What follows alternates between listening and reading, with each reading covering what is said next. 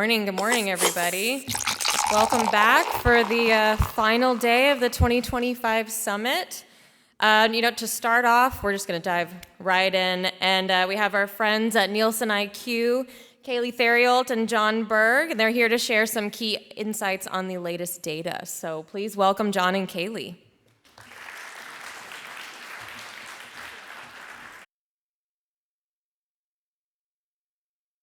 Good morning, everybody. How are you? Good morning. Anybody have a late night? Yeah?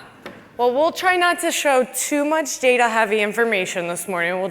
John will tell some stories. We'll talk through some of the updated numbers. And the slides we're about to show have much more data and content behind them. So let us know if you're interested in seeing a peek behind the curtain. But my name is Kaylee Theriault. I am a director of beverage alcohol thought leadership at Nielsen IQ. I've been with Nielsen IQ for the past 9 years, and the most recent 5 focused on the beverage alcohol industry. And there has been a ton of change over the past 5 years, which we all are very much aware of. And I am excited to be joined by John up on stage today. Yeah, and I'm John Berg. I'm the other half of beverage alcohol thought leadership at Nielsen IQ.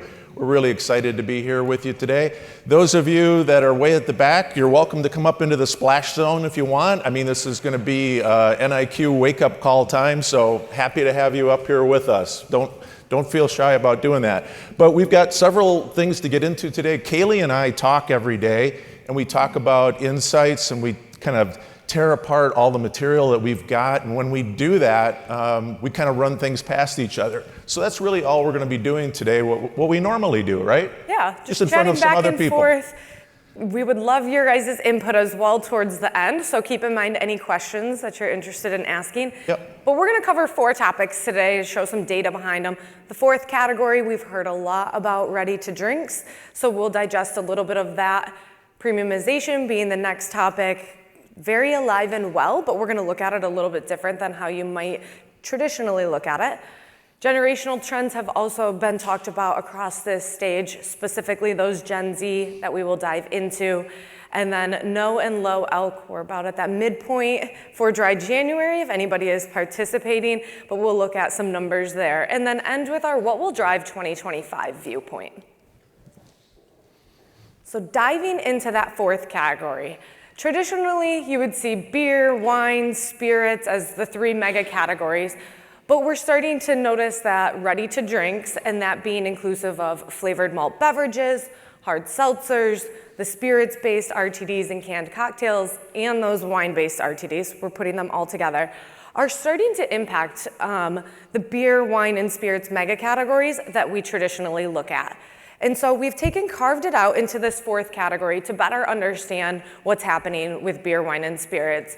And we can see that beer was talked about quite a bit the past couple of days, but does have the largest differential between that value decline and the volume decline. Wine also facing some pretty significant declines, but there are areas of opportunity, so it's not all doom and gloom.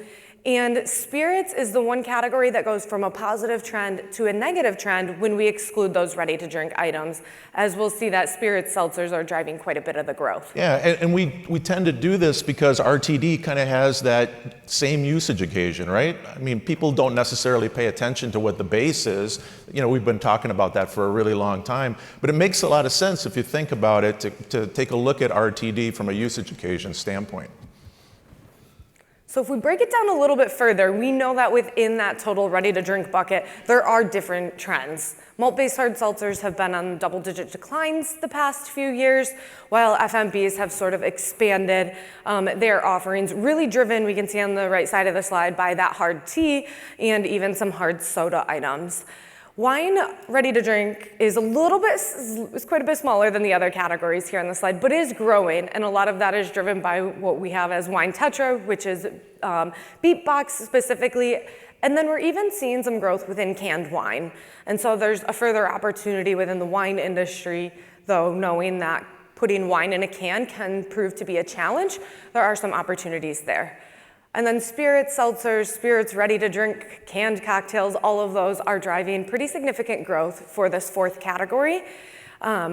specifically some coming from the non-alc ready-to-drinks, which is Right. a small Right. large growth on a small base, and those traditional canned cocktail brands are performing very well. Yeah, yeah, and as you mentioned, RTDs adding up to about 12% of the total share right now. That's sort of interesting, but we tend to get caught up in everything that RTD is doing. RTD, of course, is all about flavors, and flavors is really interesting. It is a trip driver, and it is becoming quickly the part of so many beverage alcohol repertoires, as you can imagine. However, one of the things we did want to point out, because we like to be really even-handed with this, when you take a look at all alcohol, beer, wine, and spirits, and divide it up between what's flavored and what's not flavored, you still find that those items on the back bar that have been there and have always been part of the consumer repertoire still tend to drive a lot of the purchase. And so it's driving purchase cycle, it's driving occasions, and it's driving dollar loyalty or share of wallet as well. So a lot of that has to do with the fact that RTDs have a lot of trial to them. So people will try a flavor, go, yeah, that one's not for me, but then they'll try a different one, right? Yeah. You try flavors all the time, don't you? Oh, yeah. Sure. And those variety packs have definitely proven to be popular and just add to this whole idea of flavor, and what consumers are looking for is a variety of flavors and not necessarily just a single flavor. Yeah, absolutely. So that's a little bit on RTD and fourth category, right?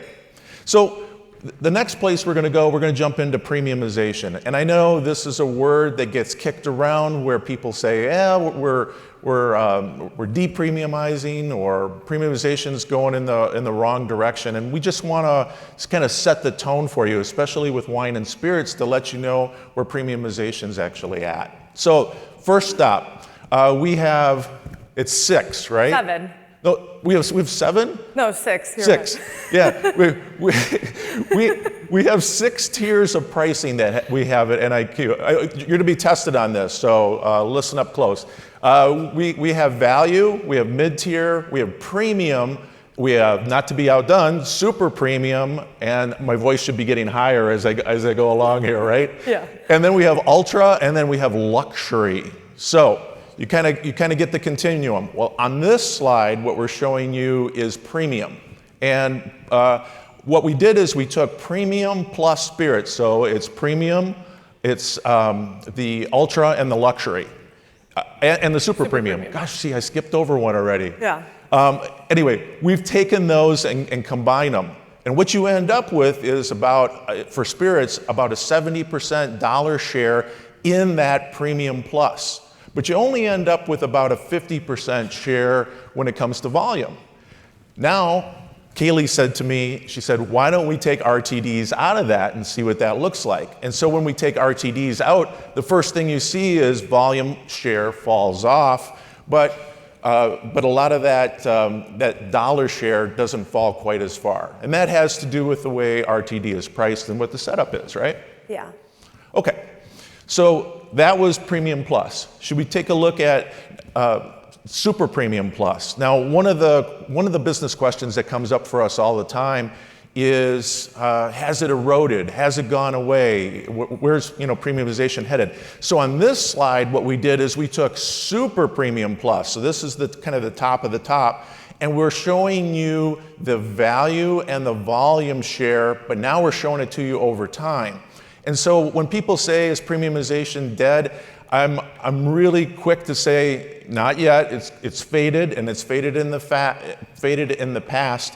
But right now, December to December, especially from a big gifting and holiday season, it really held the line pretty nicely as far as share was concerned on both the value and volume front. So there's my background is commercial selling stories. There's a good commercial selling story here, certainly. But we do know that there's going to be changes coming down the road. Now, this was spirits. Wine looks a little different, doesn't it, Kaylee? Yeah, wine has a different opportunity when it comes to premiumization, or where we see that more premium set lie. And typically we would look at these as aggregates across, a handful of dollars, but we wanted to break it out at this granular level because we do see variances that come through from specific brands that look a little bit different when we aggregate them up. So what we can see here is that those value-priced wines under $15, most of those segments are facing pretty significant declines and a little bit worse than the total wine declines. And then on the high end, $25 and above, we're seeing even more significant declines among some of those different price tiers. But what we find is that right in the middle of these, we have this $15 to $20 range that is really what we like to call a sweet spot. And a lot of that is driven by the fact that $20 is a psychological threshold for many shoppers when they're at the shelf. They find that for around that $19.99 range, they can get a really good tasting wine at a price that feels appropriate for the value. And we know that not every wine shopper that is making that purchase is the consumer. So they might be purchasing it for a gift, for example, and we saw that pretty heavily around the holidays. And so that same price range feels very appropriate for, a nice hosting gift for those traditional, more mainstream wine consumers. What we're starting to see is that the premiumization within wine between $15 to $20 is pushing up a little bit into that $20 to $25 range as well. Some aid from retailers to drive some traffic among those a little bit higher price range, likely promoted below that $20 price point or got closer to where those might be at, which drew in additional shoppers to make those wine purchases. Yeah, it's really interesting, isn't it? We talk about this all the time. What you just said about the shopper not necessarily being the consumer, especially comes into play during the holiday season, doesn't it? When you have like this need to impress occasion. You don't drink wine maybe, but you're gonna be buying a wine and you're gonna show up with it, and you wanna make sure that it hits the right tone for that particular event. So it's a real conundrum as far as who you're marketing to. Yeah, and it's something to keep in mind that your heavy wine consumer might know everything about that bottle of wine at the shelf, but there are many shoppers that are looking for any grasp of idea of that wine that they can get that would be appropriate for the person that they would be gifting it to. So the label is definitely important. Yeah, exactly right. Now, switching gears and looking at it from a consumer standpoint, we're gonna dive into some generational trends. And there's obviously a lot of focus on this Gen Z 21 plus consumer. And what we're looking at here is our household level data. So this will be representative of those LDA Gen Z that are living on their own and they're financially independent. It won't include some of the, the ones still living in their parents' basement. So what we see is they're representing about 8% of overall buying households right now for total beverage alcohol, and they're underrepresented on their dollars, about 5%. And that makes sense to us as we know that Gen Z are very early in their careers. They do not have that financial buying power that other generations have. So we talk a lot about Gen Z, and they are developing their habits. There's more to come from that generation. But we don't want to forget about what's happening with our millennials, Gen X, and boomers, as that's where the majority of our dollars in volume are going to come from over the next few years as Gen Z are on the on-ramp for beverage alcohol. Yeah, and some of you have a Gen Z in your basement, so you can kind of study this and understand how that's actually working, right? This next slide comes from our Omni Shopper fundamentals, and now we were just talking about shopper versus consumer. Now we're talking about shopping. And one of the things that we wanted to point out when we check in with people, we kind of give them a choice when it comes to planning. And so when you're planning your shopping, some of the shopping occasions tend to be very straightforward. I mean, they're quick in and outs. And I've done shopper work before that has people, at the shelf far less than a minute. We tend to be in stores for a very long time when we go in there, but that's not generally what the shopper's doing. Wanted to point out here spirits on the left-hand side. It's pretty linear as far as how much of your shopping trip is absolutely planned. And you're probably thinking, gosh, if it's not planned, what is it? Well, the other options are to be a reminded purchase, or it could be a true impulse purchase. And it's really remarkable to me, having been in this industry for well over 20 years now, how some people still seem to think that the shopper goes to the shelf with a blank slate and makes their decision right there. They don't. I can tell you that firsthand, done enough shopper work to understand that. But the older we are when we're buying spirits, the more we tend to have a very focused, planned purchase. The younger we are, we still have some input to gather. We still have some choices to make. We haven't tried all of the brands, certainly. Now, that's on the spirit side, but you're already jumping ahead and taking a look at the wine side. The wine side doesn't matter how old you are.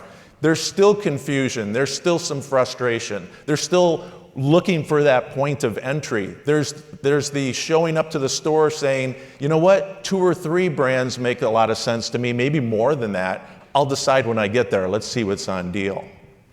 So what does that mean in terms of Gen Z recruitment, or any recruitment really for that matter?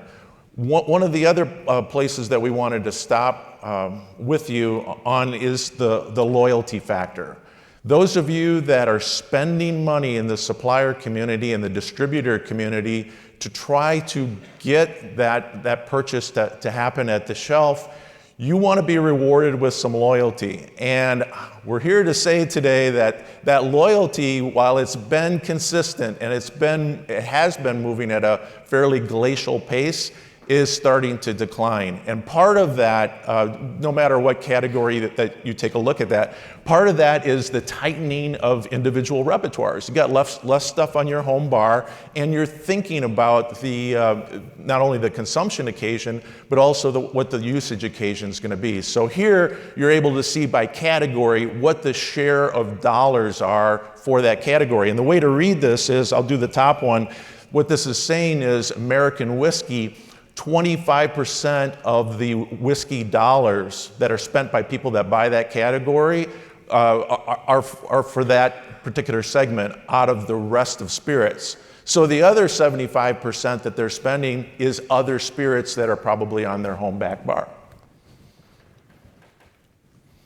And to bring it all back to that Gen Z again, because we know those older generations are a little bit more set in their habits, we know that only half of Gen Z are roughly 21 right now. So over the next handful of years, we're going to continue to see what the next handful of years bring in. But we're also going to continue to see development of establishing their habits, developing loyalty with certain brands from those that have been legal drinking age for the past few years now. And that's more than doubled versus even just 2 years ago. So we've made a lot of assumptions, I think, right out of the gate. Gen Z are obviously drinking a little bit different. They're leaning into those flavor-forward options, but they are approaching the beverage alcohol category, and a huge opportunity lies there with recruitment. And what we find is that actually 77% of Gen Z households have purchased beverage alcohol at least once over the latest 52 weeks. We know that some are really light buyers and they might be purchasing for their friends, but we also know that some are going to be purchasing just like other generations once were. So it's key to keep in mind that not every Gen Z is equal either. They're all different and they like their individuality, but they are right near the beverage alcohol category for us to go out there and grab.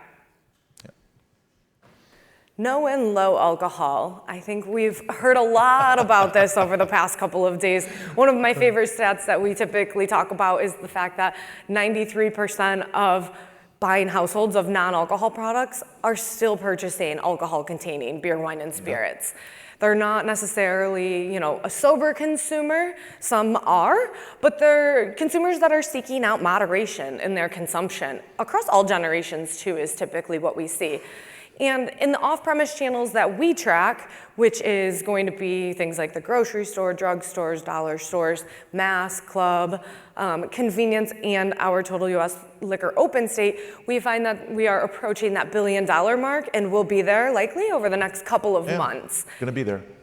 And it is the one category within beverage alcohol that's been growing double digits over the past several years. It hasn't been, the triple digits that we're seeing along other categories and then falling off, but it's steadily been rising in close to a % share of total alcohol, which seems really small in the grand scheme of things, but we know a lot of opportunity lies there. And when we break it down across non-alc beer, non-alc wine, and non-alc spirits, beer is the lion's share here, representing about 85% of the non-alc category.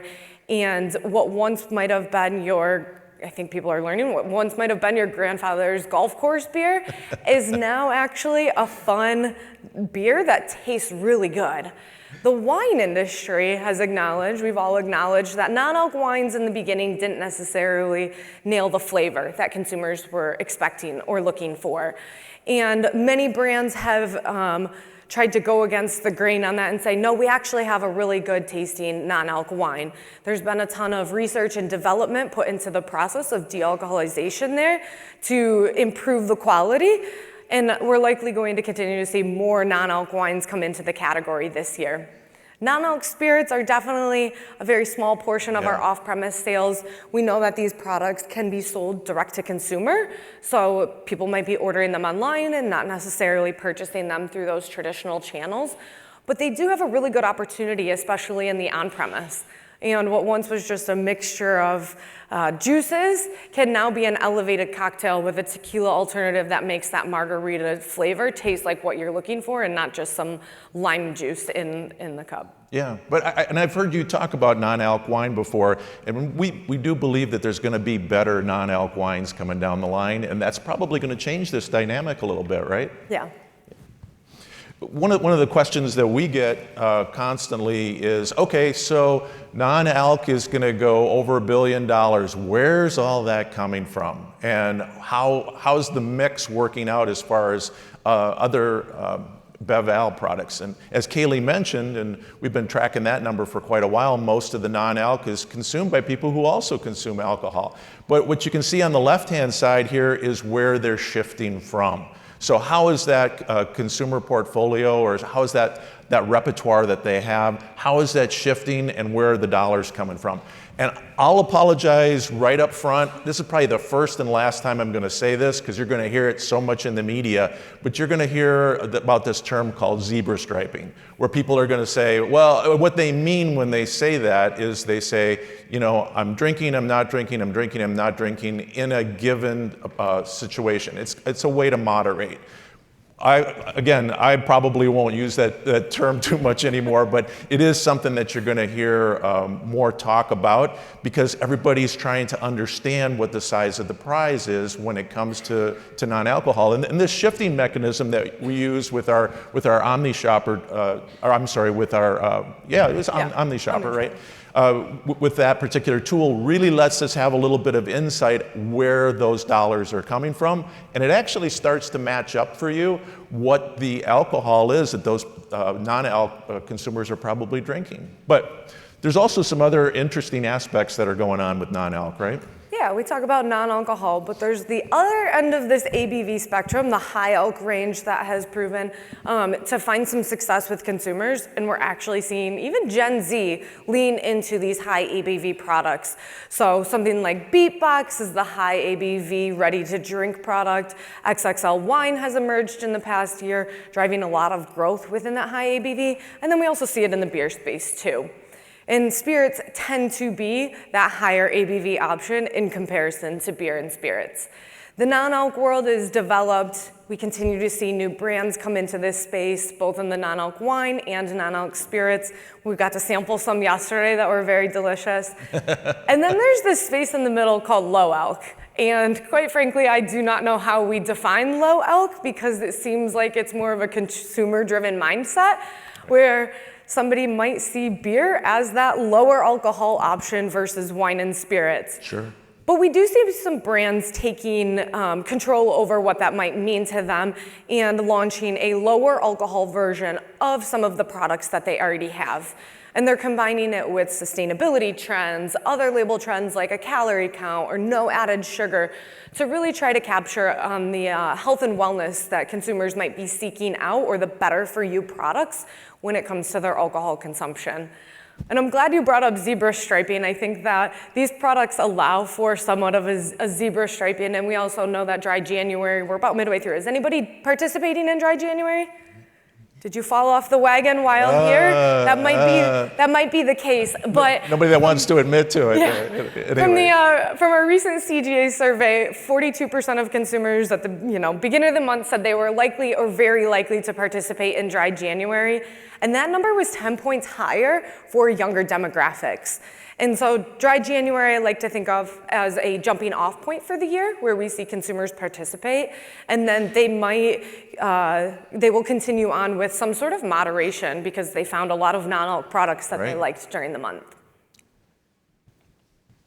So bringing it home here to talk about now what are we going to see for 2025? And we don't have a crystal ball, but I do want to take a quick pause and tell everybody if you do have a question, write it down. The BBDWS teams will be walking around to collect those, and we can try to answer a few up here on stage. We'll also be available afterwards for the next little bit during the coffee break. But what will drive 2025 is a piece that we put out towards the end of last year, and we are more than happy to share it with you. We've summarized them here on the slide, but we do have details behind all of these, starting with consumer recruitment. And we talked a lot about those Gen Z that are 21 plus. They're going to continue to shape their habits this year. And a lot of what they're going to seek out comes through nostalgia and looking back to what was, popular in the 90s and early 2000s are going to come back to really hit home with this generation, as well as cultural connections. And we know that they're going to be the most diverse generation of drinkers that we've ever had in the beverage alcohol category.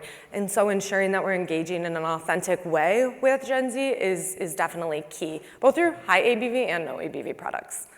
And then health and wellness is something that I think we could put on the slide every year because it's always shifting into new areas.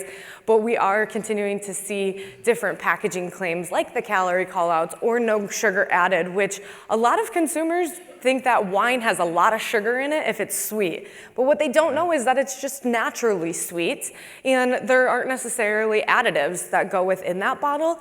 But educating the wine consumer and other consumers that might be sitting outside of wine is definitely key.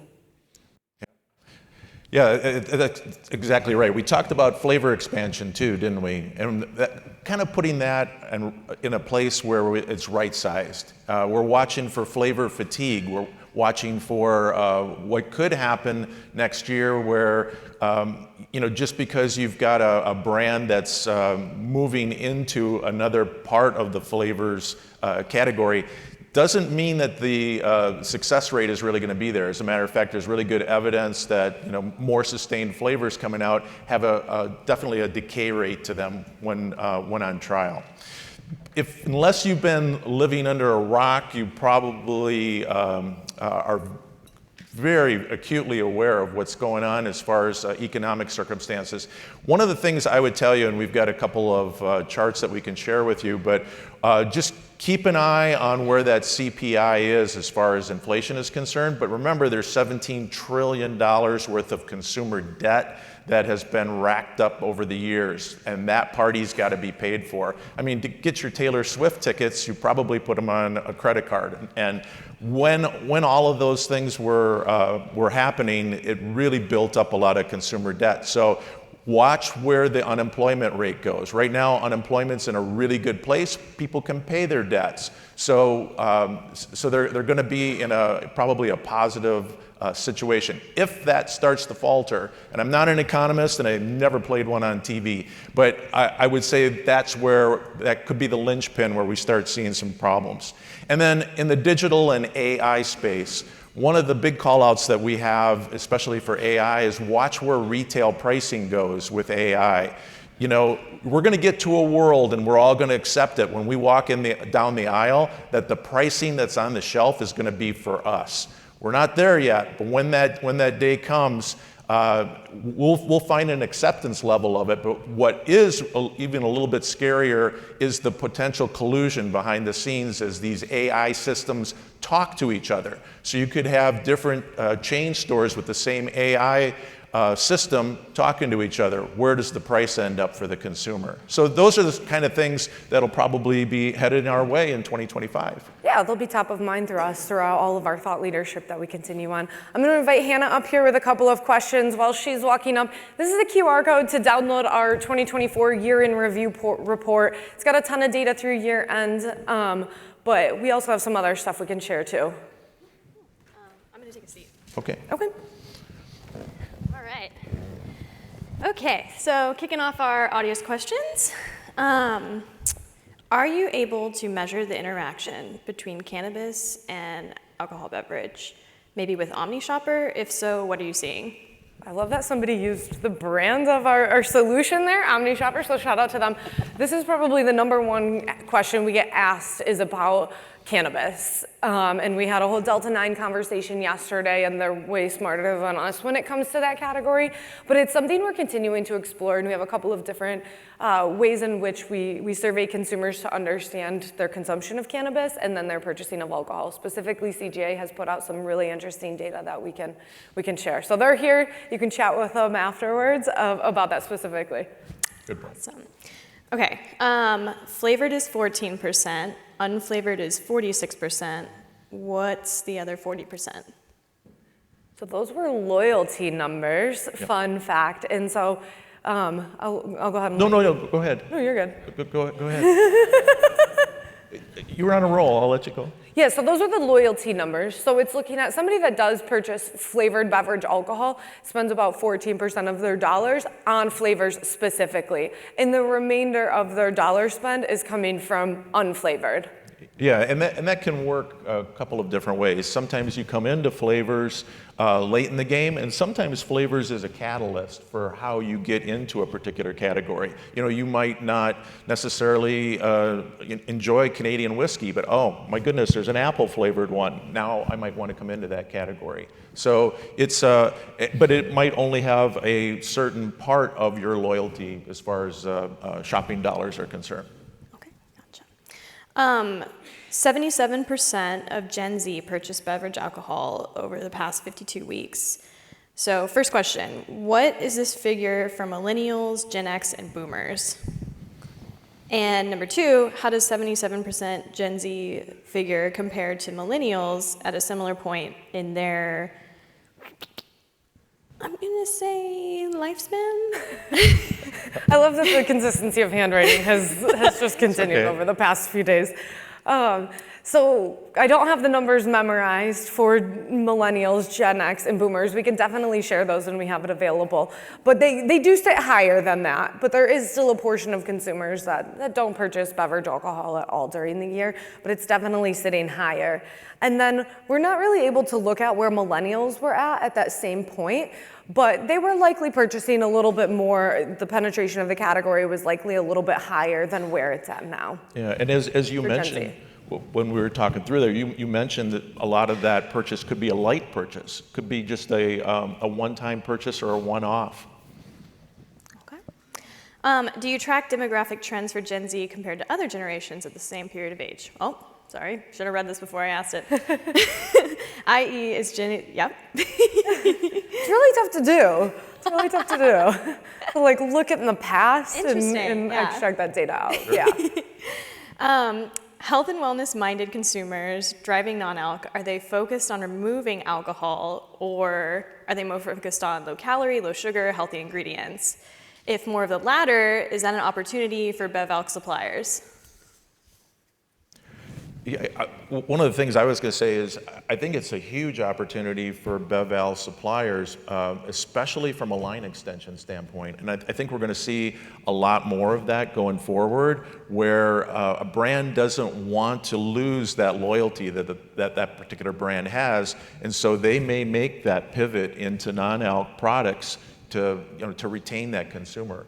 I think that's going to be kind of a tried and true going forward, where it makes sense for that brand. You know, some brands are going to stand back and go, that's not what we want to be. We'll let that non-alc purchase go elsewhere.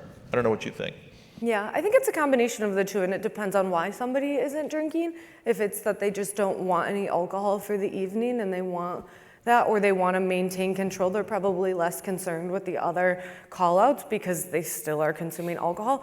But then there is a set of consumers that are focused on the combination of, no, I don't want alcohol for this occasion. I also don't want to drink a ton of calories and sugar and all of that in combination. So I think it's a little bit of both. Okay, well, that's all the questions we had for you guys. Thank you so much. Thanks everybody. All right, good job. Thank you. Yeah, of course. Okay, well, hello everybody. If we haven't had the chance to chat yet, my name is Hannah Kruger, and I'm an editor for Wine and Spirits Daily. We've been hearing some doom and gloom over the past few days about total beverage alcohol trends, and wine is obviously no exception to those struggles. But we came here today to talk about solutions and not just problems. Today we got two great panelists here to teach us more about a potential avenue for growth in the wine category and a segment that both manages to perform well and fly under the radar, private label. So I'd like to welcome to the stage Daryl Brooker. He's the CEO of LWX Wines, and Chris Spiegel, Master of Wine and Executive Vice President of Wine Growing at O'Neill Vintners and Distillers. Nice. Thanks. Thank you.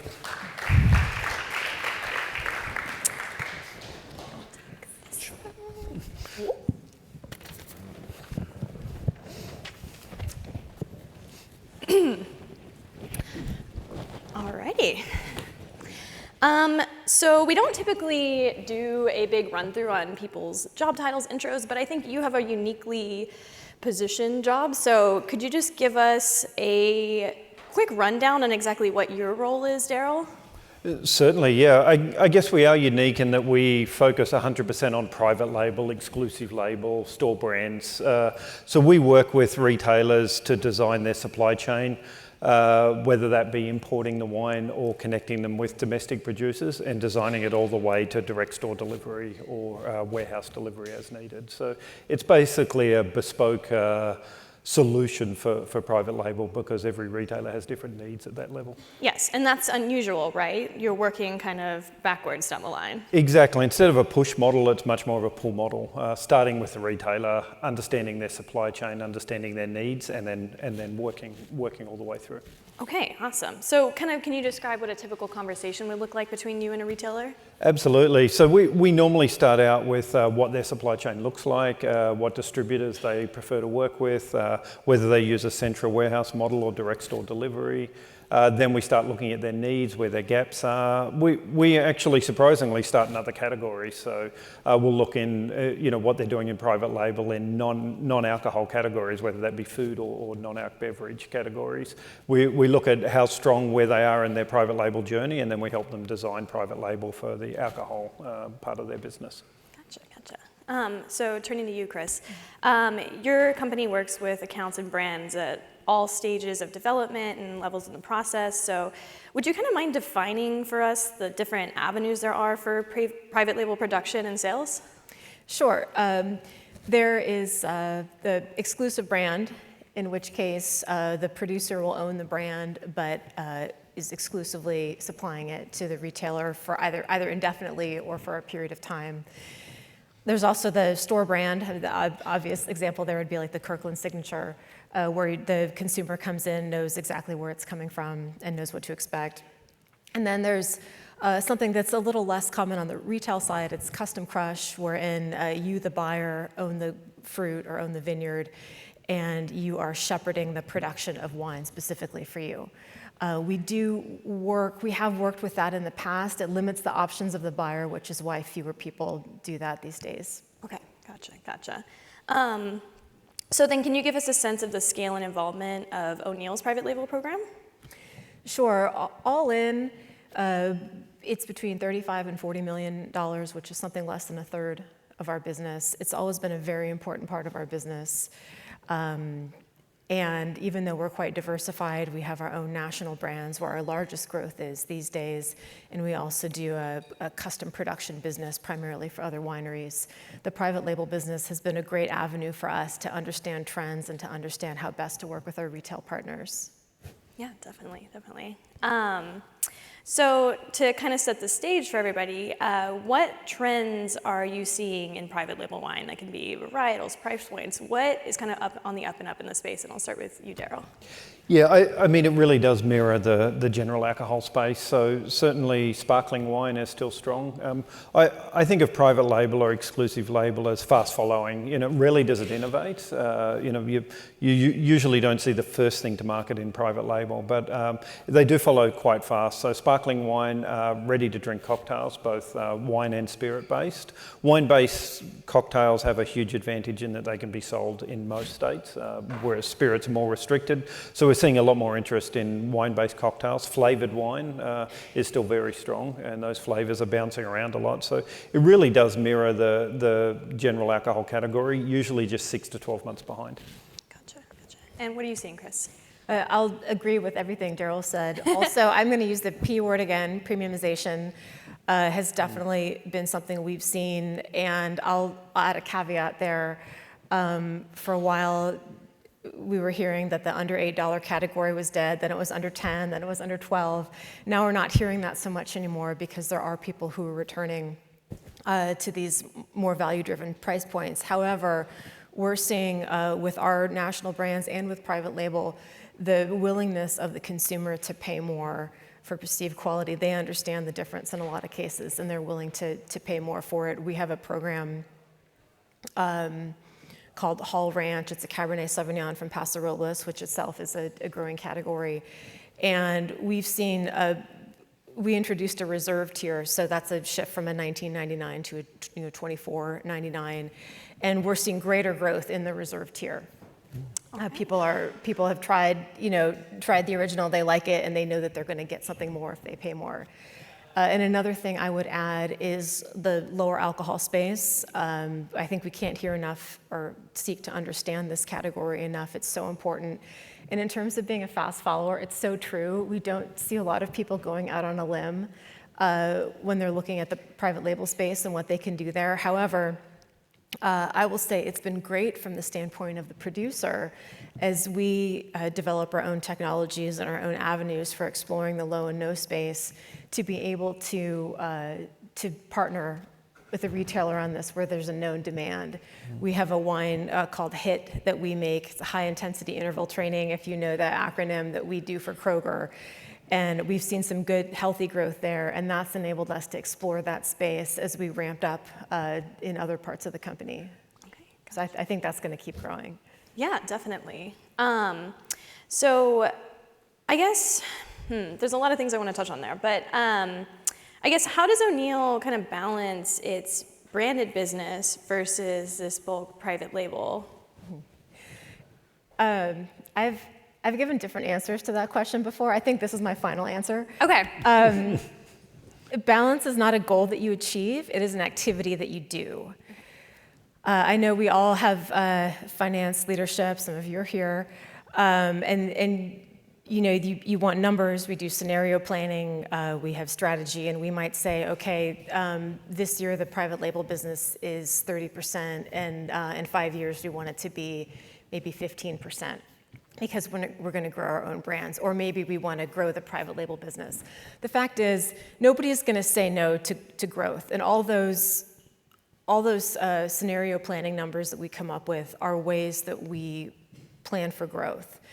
So for us, volume is a tool, margin is a tool, they're guideposts. Obviously, we want to be doing programs that are financially sustainable for all parties. I have a feeling we're going to talk more about that soon.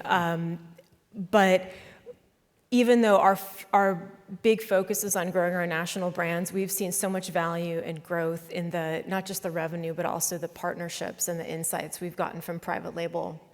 So we might have ideas about how we want to shift those proportions, but if we're growing, if we're selling and we're achieving our goals, then that balance is a moving target. Okay. What sort of feedback are you both seeing from both consumers and retailers just about private label products? Have you seen the perception of quality around it shift? And I'll start with you, Daryl. Yeah, definitely we've seen the perception of quality shift. I think when it used to be our private label needs to be cheaper, value is important, but people are expecting bigger bang for their buck, so higher quality than they may get. So if you're buying a Trader Joe's store brand or a Kirkland, they're expecting a high quality for the price they're spending per bottle. So that puts some pressure on, because you can't just put anything in the bottle and think, well, that's a private label, it doesn't matter.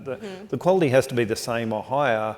And then as we see, the supply chain can be just as expensive as a branded good. So really the only savings are in advertising and promotion and spending there. And so that's a conversation you have to have early on with the retailer is if you want this quality, if you want a $15 quality, $15 per bottle quality wine on the shelf for $12, where are those savings going to come from? Rarely is it the producer. They can't really work that magic. And so usually it's through the supply chain and or advertising promotion on shelf. So that's a conversation that you have to have very early with the retailer, but consumers are definitely shifting and expecting higher quality in private label. Definitely. Yeah, absolutely. I think if you look at markets like the UK, where private label has been big for a long time, there's not just an acceptance, but an expectation that that wine is going to deliver.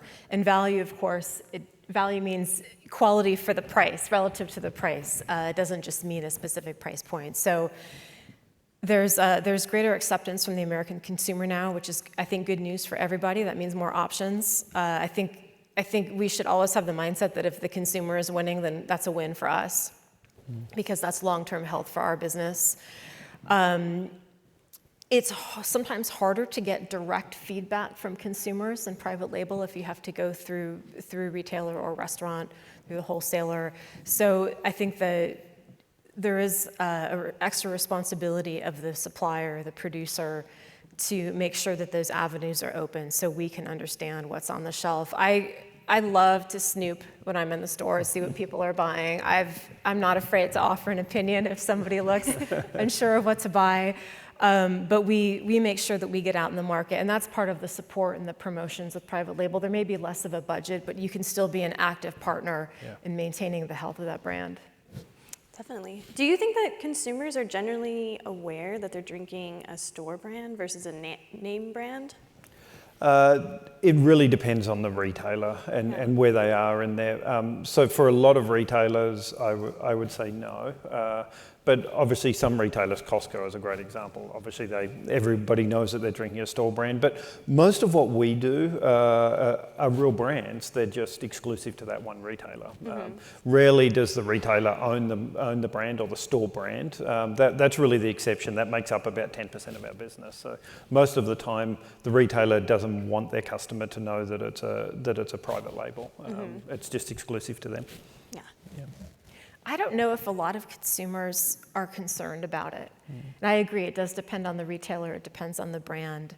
But I think that there is less prestige, I think, attached to certain name brands than there used to be. And we're a very brand-driven culture. But I don't think there's any, and again, Costco is a great example of this. They've made the Kirkland name so big, there's no one feels awkward about buying Kirkland wine because they know it's going to be great.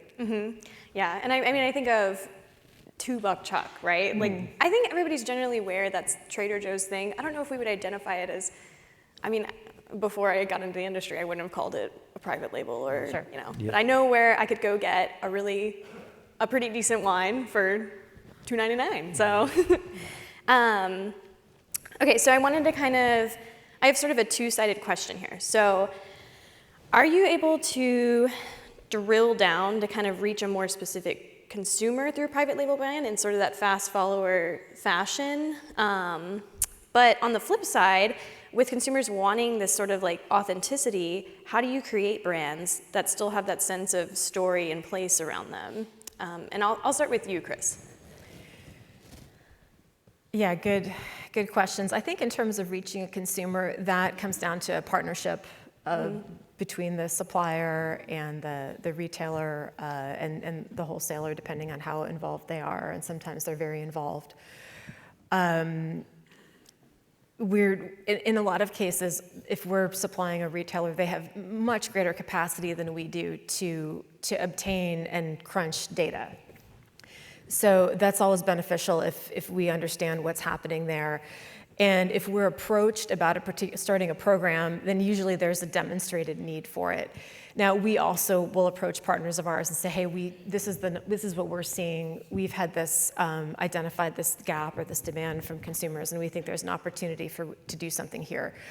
So I think it's a matter of having good numbers and sharing them, and be willing to work together to identify that consumer. And sometimes that means regionality. That means saying, okay, well, we see that we're going to roll this out to the stores in this part of the country because that's where we see the demand, and if it looks good, then maybe we'll expand it.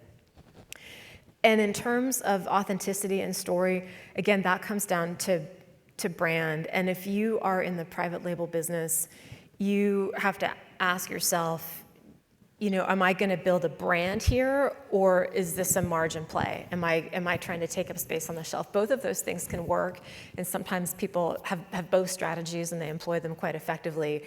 But if your strategy is a brand, then you do need to put some effort into it. And that involves long-term expenditure, that involves people on the ground in the market. We routinely send winemakers into market to support private labels. Obviously, this has to be discussed in advance so everyone knows what the expectations are. But the most effective instances of that I've seen are educational sessions where you might get a winemaker together with a lot of people at the store level or the regional manager level, or we bring them out to California and they can actually see where the wine is being made, where the grapes are grown, and really have a personal tie-in to the story of that wine. And I've seen over and over again where somebody who has that experience really takes it back with them and is able to sell more effectively. Yeah, I think it's really private label relies on brands, and so regionality is very important. You look at the amazing work Kim Crawford did for Sauvignon Blanc. So to come in with a Marlborough Sauvignon Blanc private label, the consumer already recognises it, and there's authenticity there. I think the other thing to remember is private label. The life cycle of a private label is generally shorter than the life cycle of a traditional brand. Although we've got private labels that have been on shelf for over 10 years, most of the time it's around about 3 years. But they are a little more easily replaceable because you haven't spent the money that you spend on a traditional brand as well. So the authenticity for us is, once again, is really about being a fast follower and riding on the back of brands. We generally prefer to work with partners that have brands and that are more invested in their branded business, and private label just makes up a percentage of their business, exactly as you're saying, because they understand what it takes, they know what it takes to make a label, to make a brand, if you will, that will resonate with the consumer. But our expectation is that it's always going to be a shorter life cycle when we go in. Yeah, definitely. Kind of drawing on that a little bit. So, it's an obvious draw that this can be a higher margin product, but what are some maybe less obvious benefits of entering this category? Yeah, I think it's just alternatives. Most of the time you'll see that, of course, price plays a part of it, but there is less brand loyalty than there used to be in beverage alcohol in general, and specifically in wine. So once again, to lean on the example of Kim Crawford, well, I always drink Kim Crawford. I want to try another Sauvignon Blanc from New Zealand, or I want to try a Sauvignon Blanc from France. And so the benefits are that you can have people explore at generally what is a lower price point. It's not about being the cheapest, but it's generally lower risk, and price plays a big part in that risk reduction for consumer purchases. Yeah, I definitely agree with that. People are, along with less brand loyalty, people are interested in discovery. And this is a trend that's been continuing. I don't see it ending anytime soon. The age of the person who went straight to the shelf to buy their favorite wine, it's I wouldn't say it's gone forever, but I'd say it's diminished forever. People want to try new things, and they want the confidence to try something new, and they know, well, it doesn't cost quite as much as the other ones, or, oh, I recognize that label, I think I'll go for it. And we should all in this room be wanting to make it an easier environment for people to try new things. There's already such a barrier to entry with wine. I wish this was not the case. But because of the aspirational nature of wine for so long in our society in the US, so many people think they need to climb a ladder of knowledge to it. And you shut out a lot of people that way. Or they really don't understand what they should be tasting in the bottle. So if they like it or not, they might not even know, what to expect, or if they're wrong somehow for not enjoying something. So we need to make it as easy as possible, and if we can help create those steps, those stepping stones, that's all the better. Yeah, definitely. I mean, I think of myself in the wine aisle, right? And if I'm thinking about trying something new, and you're right, you're just looking at a bunch of labels in front of you, right? But even the difference of $1, $2, and like I'm a little bit more willing to take a risk on something that I might not enjoy that much, but I don't feel like I'm out anything on this. Yeah. So I'm gonna keep it on you, Chris. So your company works with a lot of different sizes of retailers and accounts. And different programs at different stages of development. So could you kind of walk me through just kind of the ins and outs of that? Sure, I'll just give you a sense of the range. Yeah. We might be approached by someone small, and it might be directly or through an intermediary. Could be a wholesaler, could be a broker. And they might just be getting off the ground with the idea of a private label. We have X number of restaurants or Y number of stores, and we want to put our own brand there. And a lot of times people say, okay, well, let's start with a Cab and a Chard or a Cab and a Sauv Blanc, and we'll go from there and walk through the options. And in that case, there's a lot of hand-holding, there's a lot of development option showing, and getting people to understand like the cadences and the timelines of developing a brand.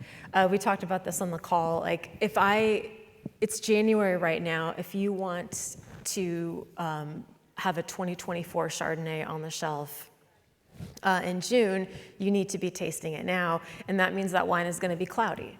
Right, it's still on its lees, it might still be in barrel, and you either need to be able to make a determination from what you're tasting, or you need to push that timeline out so you can taste a finished wine. And that's something that drives a lot of conversations with people who are very new to the private label business, where they have not been as comfortable with the development side of things. And for people in that stage, I really encourage you, go to visit. If you're working with a supplier, go to visit them. Most producers would be very happy to have you there. If not, come to O'Neill, because we love visitors. And it makes a big difference when you can understand how the process of production works, and that helps you build your timelines. At the other end of the scale, we have very mature, very savvy operators out there, retailers in particular, who know what they're doing. They have an established program, and they're looking to fill gaps. And they might do that through an RFP program where they might be open to all, or it might be limited to a few. But you're putting your best foot forward in a sort of bake-off situation, or it could be that you have a close relationship already with a producer, and then you're going to go to them and say, hey, look, can you help us out with this? And in those cases, it makes it a little bit easier because the buyer knows just what they want, and they usually have an idea of realistically what it's going to cost and how long it's going to take to do. But there's also everything in between. So as producers, we try to be active partners and to not just answer the questions we're asked, but anticipate the questions that should have been asked or might be asked 6 months from now in order to create a successful launch. So how do you see the overall context for great pricing and supply play into the growth or contraction of private label and bulk wine sales? You can start with you, Daryl. Yeah, I think the whole world right now is oversupplied. So we are seeing producers that were less inclined to leaning into private label. It does give us some options, but we're a bit wary. Consistency is just as important in private label as it is in brands. So we're careful to make sure it's not a race to the bottom, and people launching private label at $4.99, et cetera. I just don't think is sustainable in the medium term, let alone the long term. So we're a little bit wary, and we're still focused on trying to lift the quality and the overall price point, and that really depends on the retailer as well. But there is a lot of opportunity because most suppliers domestically and internationally have plenty of wine to work with. So they're willing to enter the private label space and willing to offer very good quality product in the private label space. Yeah. I really appreciate this question. There's a cycle in the grape and wine business, and wherever you are in the cycle, somebody's probably going to get squeezed a little bit. And if any part of the supply chain is squeezed too hard, then that product is not sustainable anymore. So, taking into account the fact that private label is usually a shorter brand life cycle, you still have within that range some brands that are going to be long-term, maybe 5 years, maybe 10, and then you have some that are just of the moment. So if you want something to be a sustainable brand, you want it to have some staying power, then you do need to make sure that the pricing structure is going to make sense, not just today or tomorrow, but a couple of years from now. Yeah. Especially if it's something like a red wine where there might be 18 months between, purchase of the fruit and release of the wine.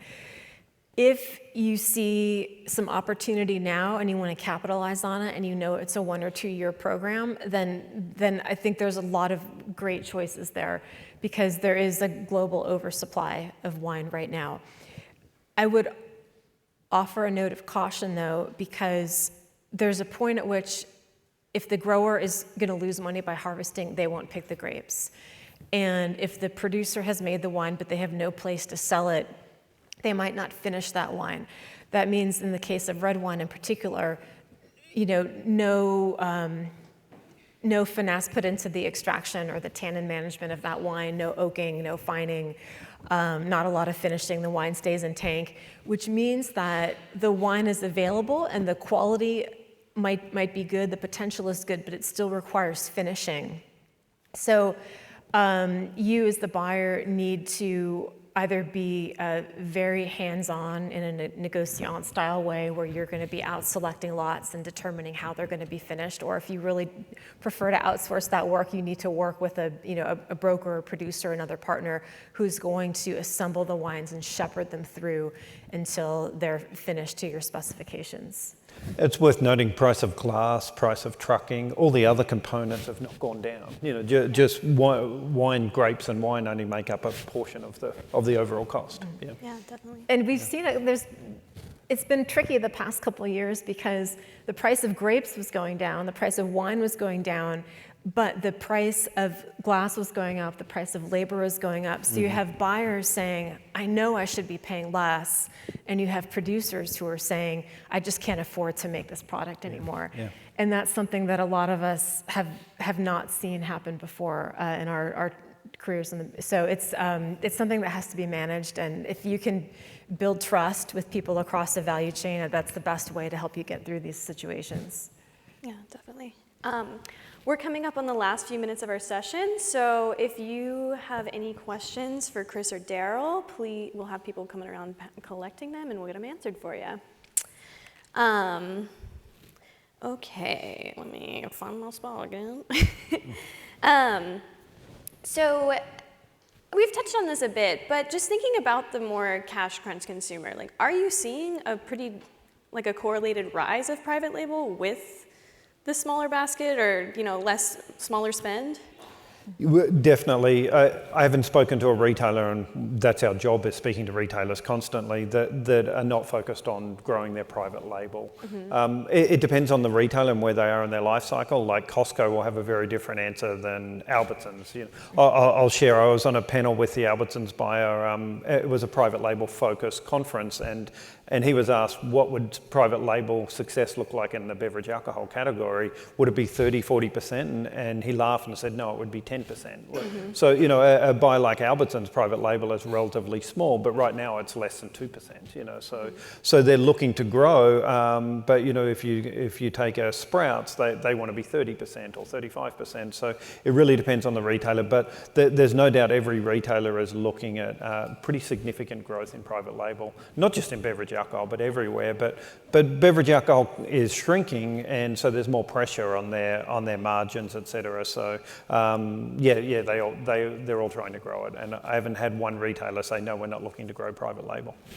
Yeah, agreed, 100%. There is a difference I've seen, and I'm sure you've seen it too, some retailers manage all their private label together. So someone who's sourcing private label wine and spirits might also be buying cat food. Yeah. You know, if not at the same time, then you know, from year to year. And then there are other retailers who have the private label, you know, wine, beer, and spirits all together with alcohol, or you know, with beverage. And that's, so sometimes people start private label all together and they'll kind of migrate the beverage all to one area. But certainly we've seen the greatest successes with the buyers who understand the unique needs and opportunities of the beverage alcohol space and are interested in growing private label within that space rather than just looking at wine as part of the overall private label business. I fully agree. Yeah. Okay, definitely. All right, you guys got a fair amount of questions here. So let's see. What happens when you say no to a retailer private label request or demand, either a new brand or existing private label? Yeah, not a lot really. We do opt out regularly just because it doesn't make sense we can't meet the price point. Surprisingly, often the retailers don't fully understand the costs of their supply chain, so what they're looking for is just not realistic. So not a lot happens really. It's, you know, I would say we always try and find a way to work and we offer alternatives, but sometimes we just have to say we can't do that. And usually the conversation continues or picks up on another date for a different project or a different product. But I don't think it's any different than selling a brand to a retailer. Yeah. Yeah, agreed. If it's someone with whom you have a good working relationship, the answer I think should be no and. You know, no and we could do this other thing, or that's not a strength of ours. You don't want to say no over and over again to someone that you have a productive relationship with. You want to understand more what they're looking for and share more of what you can do and try to find that middle ground.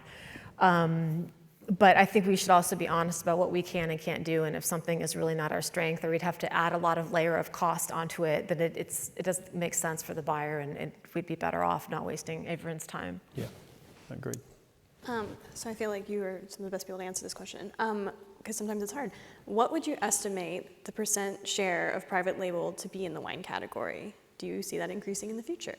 Yes, right now I'd estimate the share truly across, you know, weighted average across all retailers at between 10 and 15%. It's really hard. We do a lot of work with data, but a lot of retailers don't report their private label data, and some retailers that are strong in private label don't report their data at all. So it's hard to get really accurate data, but we believe 10 to 15%, and we do see it growing. We're seeing it in our business growing in double digits for the last 2 years, and there's been more inquiries than we've ever had over the last 2 years. So all indications right now, but it can turn quickly because we're only as strong as our suppliers, and when things tighten up, there will be less interest from the suppliers in private label as well. So it is a cycle, exactly as Chris is saying. So but for the foreseeable future, we do see it growing. I would estimate 25% would be about as high as we would see, but we're a long way away from that. Yeah, I agree with you, Daryl, on the size of the market, and I definitely see it growing. There are some producers who get into the private label business opportunistically because they have excess and then they step out again, and then there are some producers, and O'Neill is one of them, for whom it's always been a part of the business. And it allows us to be flexible and meet some of our other growth goals. But overall, I think the demand from retailers are there, and again, a lot of consumers who are expecting that kind of value are going to keep looking for it, or looking for that wine without knowing that it's the private label. I agree. Yeah. Do retailers favor private label over branded products? If so, what does that look like? I don't think so. No, I think retailers, they're equally as interested. There's pressure. Normally at the buyer level, the pressure comes down from above. It doesn't start at the buyer level. It starts at the C-suite, pushing private label and Wyeth Beverage Alcohol private label tracking behind. Also, our laws in the country have created some uncertainty amongst buyers and things like that as well. So, I think it's something that still needs a lot of pushing. Yeah.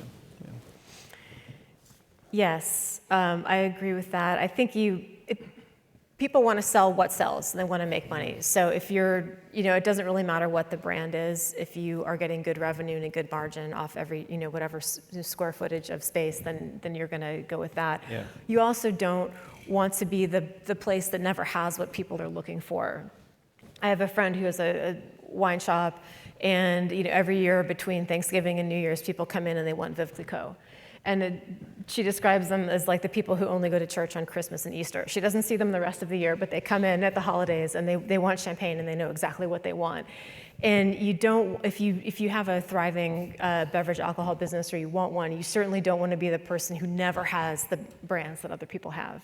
Yeah, absolutely. You need the brands, and it really depends on the philosophy of the retailer and how important private label is to them. But what we do see, there's some really interesting data when you find retailers who will share it, that when people buy private label, they're often buying brands as well. And when they know they're buying private label, they're still putting a branded product in their basket. The branded product is the safety net. They know they like it. They've bought it before. The private label is the exploration.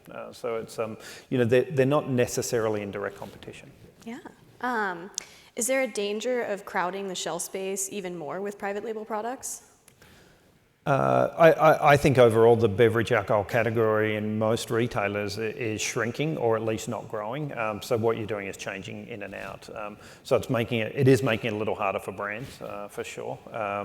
But the retailer's got a responsibility to give consumers what they want at the price point that they want it, and also to get the return on the category. So I think what you're really seeing is swapping out. I don't think you're seeing growth or extra SKUs on shelf. Agreed. I don't know that anyone is growing the footprint of their wine section in their stores right now. So there's a given space, and that is determined at the highest levels of the organization, because it's in competition with everything else that's being sold in a given place. And if something isn't performing, it'll be removed and swapped out with something else. And if that's not performing, that'll get moved again. And even if it is performing, then it might be refreshed from time to time. Exactly, yeah.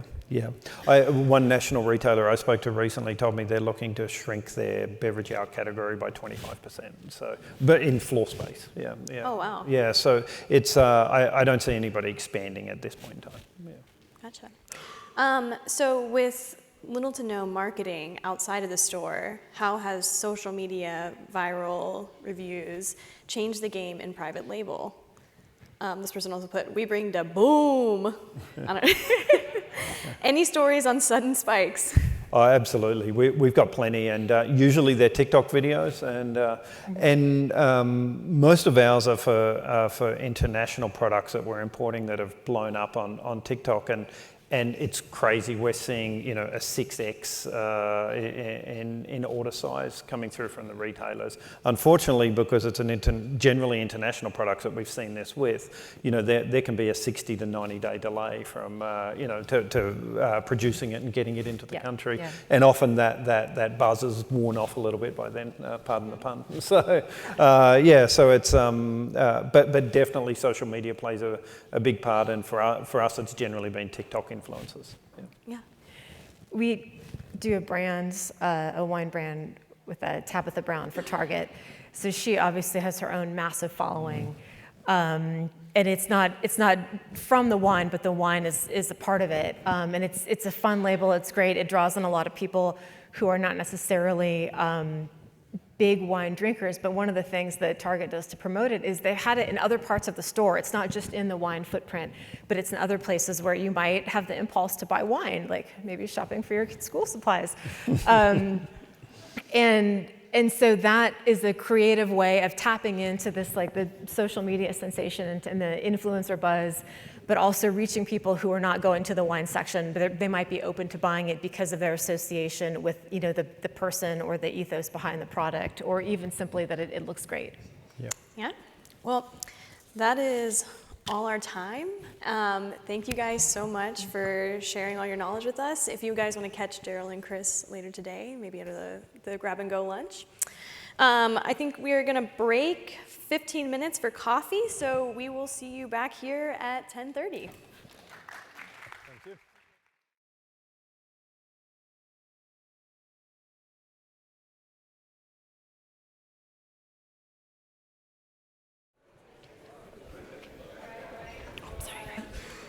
Get started, everybody. If you want to go ahead and take your seats. So next up, we're actually going to really dive into the American whiskey market, both at home in the U.S. As well as abroad. So joining me on stage, we have Jeff Steinberg, the CEO of Brindiamo Group, as well as Pete Marino, president of Bardstown Bourbon Company. Welcome, gentlemen. Thank you. Thank you. So first off, if you guys just want to give a quick intro to your current company and role, and your role in the whiskey market. Sure. Bardstown Bourbon Company is a newer whiskey brand in business. We started about 10 years ago in the heart of bourbon country in Bardstown, Kentucky. We are owned by Pritzker Private Capital out of Chicago, so we're PE owned. And we also own another brand in business called Green River out of Owensboro, Kentucky. So Bardstown's DSP is in the 20,000 range, and Green River is number 10. So we've kind of got a very modern, innovative, transparent facility. Our founder is a guy named Peter Lofton, and he wanted to bring kind of the Napa Valley experience to bourbon. And so he built this state-of-the-art modern facility 10 years ago. And so we've got this great modern facility, and then we've got this old world facility in Owensboro, Kentucky, 10th oldest distillery in the state. So we've been, our business is a combination of making whiskey for others and then our own brands. And so we've been at it for a number of years. We're in a good path, and I'm looking forward to telling you more about it. Perfect. Excellent. My name is Jeff Steinberg. I'm the CEO of Brindiamo Group, and we started our life about 10 years ago when people had a hard time finding aged whiskey. And our founder, Jeff Hopmeyer, my partner, was on the board at Bardstown and also at High West, and was connected into helping people go find that special barrel. Now, as the bourbon industry has boomed and things have changed, our partnerships with distillers and manufacturers like Bardstown has evolved with it. And today, we are really a barrel distributor. We try to do as an extension for the team what the distributors do for all other parts of the branded industry. We just do it on the barrel side and on the sourcing side. Key element of that is who's going to pay for that whiskey, and how are you going to fund that whiskey given the holding periods of it, whether that be in Kentucky, or we also do this over in Ireland and Scotland as well. And so we do a lot of work around innovating on the capital side of the equation and finding the right financing sources and trying to match that as well. And I've worked with Harry and his crew for 20 years, and I always knew they were powerful. But planting the Wall Street Journal article about the bourbon business today, teeing up this conversation is well done. So, yeah. Totally on purpose. Yeah, very, very, very nice job. Awesome. Well, then let's set the stage too about and just think about like the current market challenges for American whiskey and what's kind of impacting it, and we'll maybe break it down between U.S. and abroad. Sure.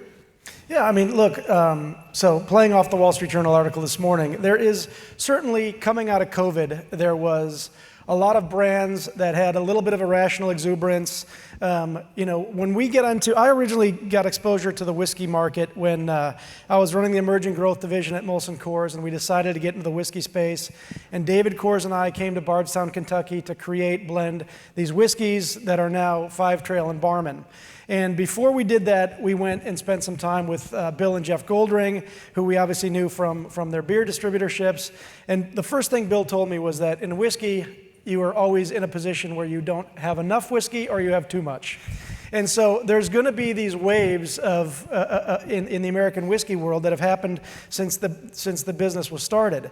So over the course of the last couple of years, as Jeff mentioned, whiskey was pretty tight. And the thing about whiskey is it takes a long time to mature. You forward buy whiskey, and depending on how long you want to age it, whether it's 2 years, 4 years, 6 years, or longer, you've got to be pretty considerate about how much you want to lay down, and so you've got to forward buy, which is obviously a very interesting part of the business. And so, yes, coming out of COVID, there was a lot of exuberance from some of these brands. They were straight lining their growth. They had to acquire and lay down whiskey ahead of time. And so that has, at the same time, there were our business was very successful making whiskey for others. You had a lot of expansion by some of the bigger distilleries, whether it was Heaven Hill or Sazerac, who were expanding their capabilities and their distilling capacities. And so there is a situation now where the supply and demand curves have been a little bit inverted from where they were. We're not really getting too exercised by it because some of the pricing that we had seen over the last couple of years was not sustainable. So there is a correction going on. There's always going to be a premier, in my opinion, on Kentucky whiskey. So we're fortunate to have our only 2 distilleries in Kentucky selling very high quality, very consistent distillate. And so we're not turning a blind eye to it at all. We're working with a lot of customers trying to work through it. But our bullishness on American whiskey over the short, medium, and long term, I would say, is largely unchanged. Yeah, we would completely agree with that. I think that when we look at the U.S. side of the market, you put in production not for where you think 2025 is going to be from a consumer standpoint. You put in production today for where you think 2035 to 2045 is going to be. And by definition, that is a stair function. You are going to make a one-time, very, very large lift in the capacity because you are pointed at demand for some period that's measured decades in the future. It creates disruption in the short term. There's no question about that. If you then, though, take a look at and you zoom out from the U.S. market to the international market, and you look at Scotch, which is the largest, most classic, most staid part of the industry, you see the same sort of expansion having gone on over there. They just don't have the same spirit profile, the timing and the age. So when we think about production in the U.S. and we think about the path that it takes a great bourbon or a great American whiskey to be ready for the consumer, it's much quicker than it's going to take in Scotland. So the ability to absorb the capacity, the ability to flow that through, really then ultimately goes to the branding side and the consumer side of what happens. But so it's an interesting dynamic and always enjoyable in the short run. Yeah, Jeff and I talk about the global whiskey markets all the time. And when I came into the American whiskey space, what really excited me and what continues to excite me is if you look on a continuum of global whiskey, you have Scotch over here on the right, then you've got Irish, Japanese, and American whiskey. I've spent a lot of time in this room the last couple of days, and one thing is clear is that flavor still matters and flexibility matters. And so Scotch has done an unbelievable job over generations creating prestige and aspiration and very high-end sophisticated products. There's amazing brands, but it's not a very flexible product. You don't have a lot of Scotch in cocktails. When you go to our end of the spectrum, what excites me about American whiskey is it matches up with where the palate is of entry-level legal drinking age consumers, not only in the US, but around the world. And so there is a big opportunity for American whiskey to be exported globally, and that's in its very early stage. But we have great flavor variety, and we also have tremendous flexibility. You can go into some of the best bars and some of the biggest dive bars in the country, and they're going to be able to make you a great whiskey cocktail, whether it's American whiskey, bourbon, whatever. There's flavor, there's flexibility, and that bodes very well for us in the long term. Right, perfect. So kind of coming back to, I want to talk about like current supply and inventory. I feel like that's something we've heard about a lot in the whiskey market, right, as being an issue right now. So maybe what are you seeing on that end? I know we're talking about, you have to look much, much further out, right? So sure. I guess what does the current market mean for the future market? Yeah, sure. So the KDA publishes data at the beginning of December every year, and clearly production ramped up heavily in the 23 period. We expect to see the same thing when the 24 data comes out. And the average age historically of bourbon aging in Kentucky has been about 6 years, give or take. We do believe that over time people will be rational about how much whiskey that lays down, and even if they don't want to be rational, the capital markets will be rational and will require them to manage production to meet the needs. The beauty of whiskey, though, is it's a blended product. And so the ability to create blends and to innovate and to lay differences on that allow for that whiskey to be absorbed in different markets, whether that market's an RTD market, whether that's an international market, whether it's a private label, whether it's growth of branded. I think we're going to see those patterns sort of develop over time and those markets absorb the capacity as more consumers come to enjoy our spirit. Yeah, I mean, the builds I would add to that are, there's a lot of capacity that has been published over the last 18 months about capacity that's coming online. Some of it is already online, but a lot of the capacity that has been published, a lot of it won't even get to market. And some of the expansion plans that some of the people have talked about, they won't open up to the full expanded capability that they've been talking about. So that's one thing. The other thing that excites me is when you have periods like this, you have to get really creative. And a lot of talk about RTDs over the last couple days. Well, the whiskey RTD space is about this big. Mm-hmm. And so I think when you look at a vodka or a tequila-based RTD, and then you look at the percentage of vodka and whiskey drinkers and tequila drinkers, the balance is all off in the RTD category. So I do think there's a big opportunity for whiskey-based RTD products, and as an industry, we can get pretty creative about that in the years to come. And then the other thing is, yes, there's also been a lot of talk about the international outlet for some of this whiskey. So we import a ton of Irish whiskey, a ton of Scotch whiskey, way more than we've exported historically, and so that's another great opportunity for us all in the future. Right, perfect. But I feel like one caveat to that, right, is the potential tariffs that we could see. So I guess how are you thinking about that, or maybe trying to somewhat prepare? We've gotten asked the tariff question a lot in the last couple of weeks, and we, at the moment, don't have a lot of exposure to international markets. We have a little bit of exposure into the UK, a little bit into Australia, and just kind of starting in the Caribbean. So if anything happens on the tariff side in the next 2 years, it won't be a dramatic impact for us. There might be some downstream implications from an industry standpoint, but one of the things I think we all learned in the last Trump presidency that I would anticipate will be the same in this one is, he negotiates through the press, and so there's a lot of bombast and a lot of things at the outer edge that he's pretty deliberately trying to try to land the plane somewhere else. So. If this was 8 years ago when he took office, I think nobody really knew what to expect. I think that the expectations are a little bit moderated now because I think we know what his pattern has been. Sure, which makes sense. And we look at things like tariffs or any really excise tax regime that's out there as having both a price or a P&L effect and a volume effect. On the pricing side, I think the real question, we were talking with our friends at IWSR last week, the real question has to do with whether the market sees the tariff as a short-term, whether it's just in the press or it comes in, but 8 months later it goes out. In that environment, what we'll see is margin compression at the producer level and the manufacturer level to absorb that and to maintain shelf-steady pricing. If it's more structural, then the market will work to absorb that, will end up passing through those increases, and will be part of the pricing regime.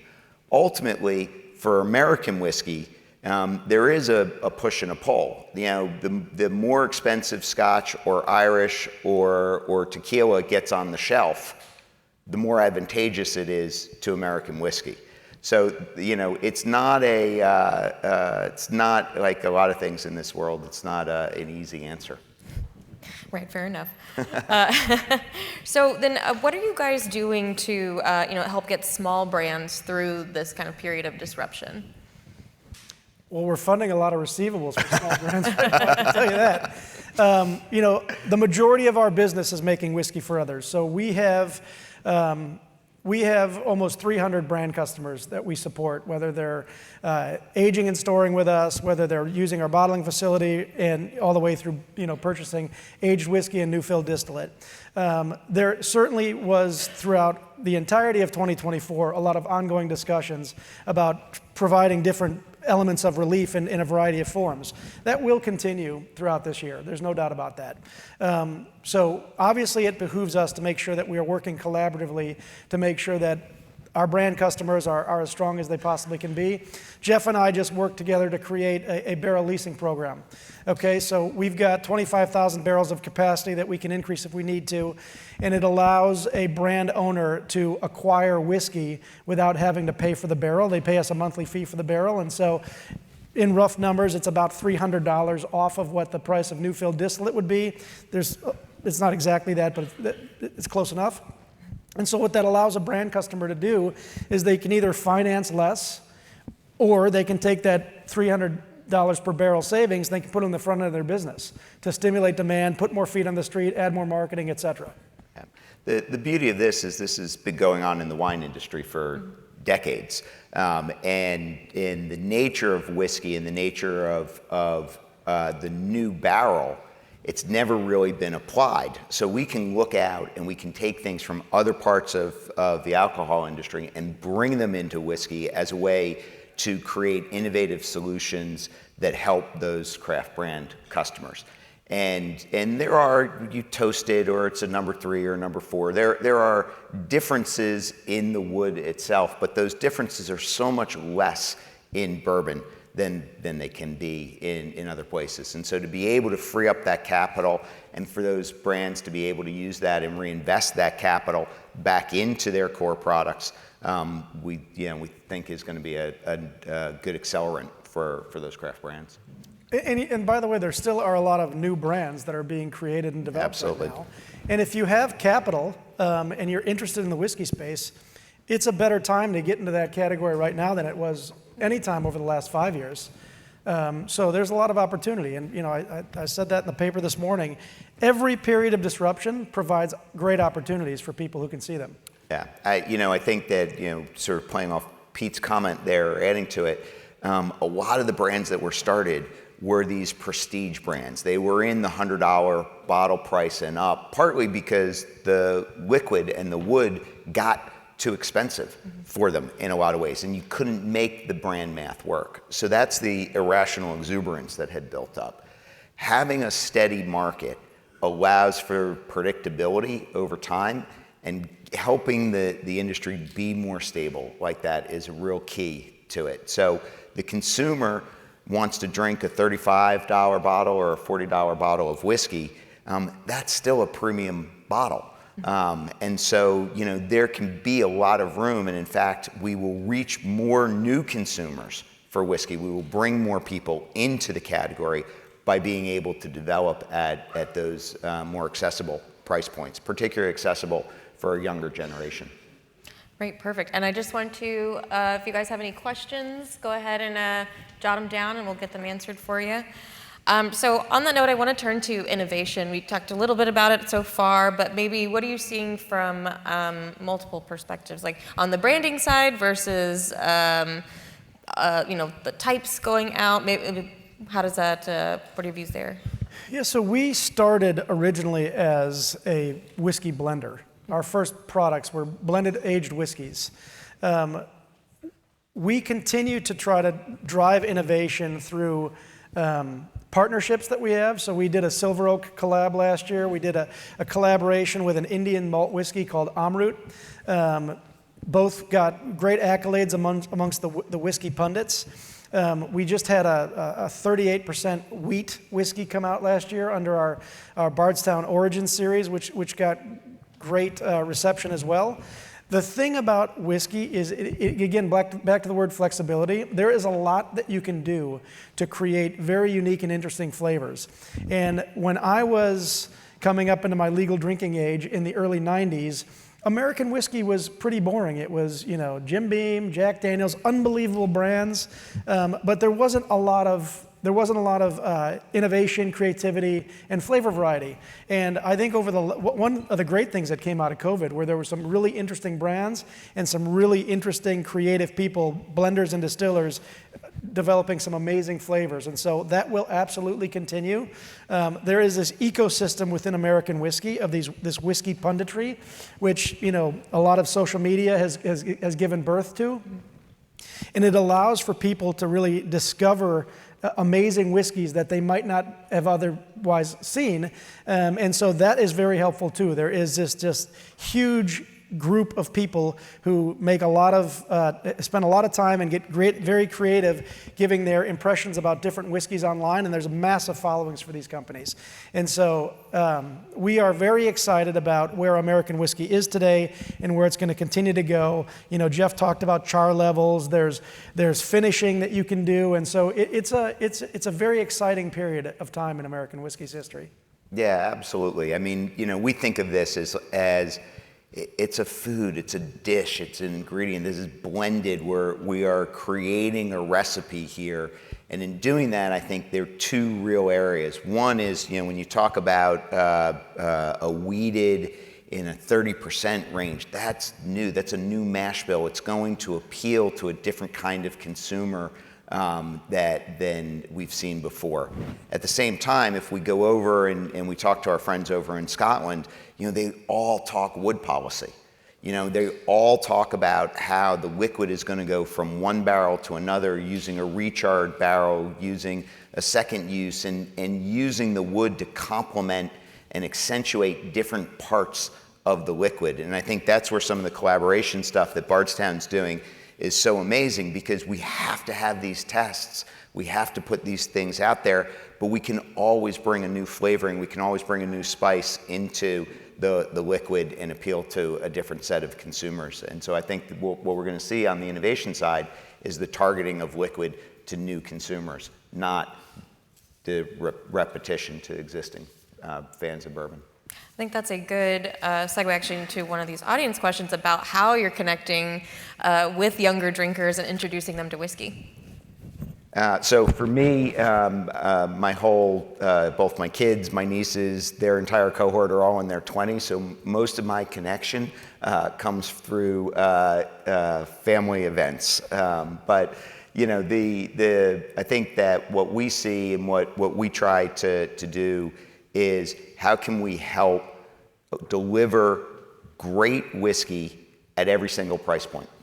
When we think about the young consumer, we think about them wanting to have more taste profiles, so not necessarily the cocktail culture. They want to be able to experience a great whiskey. So how do you put a great $30 bottle on the shelf? And I think Green River is a great example of somebody who's done that. Yeah, I mean, I have a 21-year-old son. He lives in Austin, Texas. He's a senior at UT. He grew up in a beer-dominant household. He likes beer. His friends drink beer. But about 60% of their drinking occasions are beer. And the other 40% are higher-end spirits. So whether it's mixed cocktails like whiskey old fashions, they drink a lot of those, vodka, tequila. So we are, again, back to the flexibility of whiskey and some of the brands that have been created that are appealing to the younger generations. I think bartenders play a big role in that. There's a whole cocktail culture that is appealing to that cohort. And some of these brands are really resonating with these guys. So Green River, for example, if you look at the bottom of our Green River bottle, it has a horseshoe. And this was not intentional, but a game has been created because it's a little raised up, and so you can play a bar game with it, or you can have a game at a house with friends, and if you can slide a quarter in that slot, then everybody drinks. And so now we've got some customized Green River coins, and we're taking those out to bars, and we've got some tables that we're creating and building for the on-premise, and so that's just another interesting way that it's bringing younger drinkers into whiskey. I like that. It sounds fairly organic. People were doing it, so you just leaned in. I love that. We've got a couple questions on the RTD space for you guys. So first, we've got kind of what level ABV do you see these sitting at? Is this a high, low? I think over time it will be both. I think, but to start out, I think it's going to be somewhere in that 5 to 7% range. I think that's a good sweet spot. It also allows, we've got a number of our route to market partners also have beer distributorships. So I think, it allows flexibility on route to market as well. All right, perfect. And so we'll just stick with the RTDs just for a second. Mentions kind of, the new Jack and Coke seems to be doing pretty well. So are you looking at that to help bring new consumers into American whiskey and like the flavored whiskey market, as well as RTDs, kind of how that all plays together? Yeah, speaking from our perspective, we're kind of early in our exploration of RTD. We think both RTD, ready to drink in a can, and ready to pour in more of a traditional bottle format are areas that we're going to continue to explore and play. Yeah, and I think from, again, when we talk with folks like IWSR and we look at their analysis, the market for RTDs is a flavor first market before it is a brand market. But that's where we are today. I think markets develop over time, and you have to match the occasion with that flavor profile. And I think when Pete talks about flexibility, that flexibility of bourbon doesn't only exist in the bottle at 90 proof, but it also will, I think, translate really nicely down into that 5 to 7 area. Right, for sure. So turning to kind of the export market, do you see global travel retail as an opportunity to develop more global awareness? Yes, so we have done, we've got a test going on with duty-free shops in the Caribbean right now. But if you look at, whenever I travel internationally, the Scotch presence in those duty-free shops is amazing. And then when you look at them compared to American whiskey, they have 2 or 3 pretty well-known brands. So I think there's a really big opportunity for the category to expose our brands in a way that Scotch, and certainly when you're in areas where Irish whiskey is more prevalent, they do the same thing. They bring great theater. It's almost like the old department store, a store within a store kind of thing. And so I do think that's a great opportunity for the category in the future. Yeah, and I think you have to think about the international market the way you think about the domestic market. Kentucky is not the same as Florida, is not the same as Washington. And so duty-free is important, but we have to be able to be on the ground in markets and engage the consumer.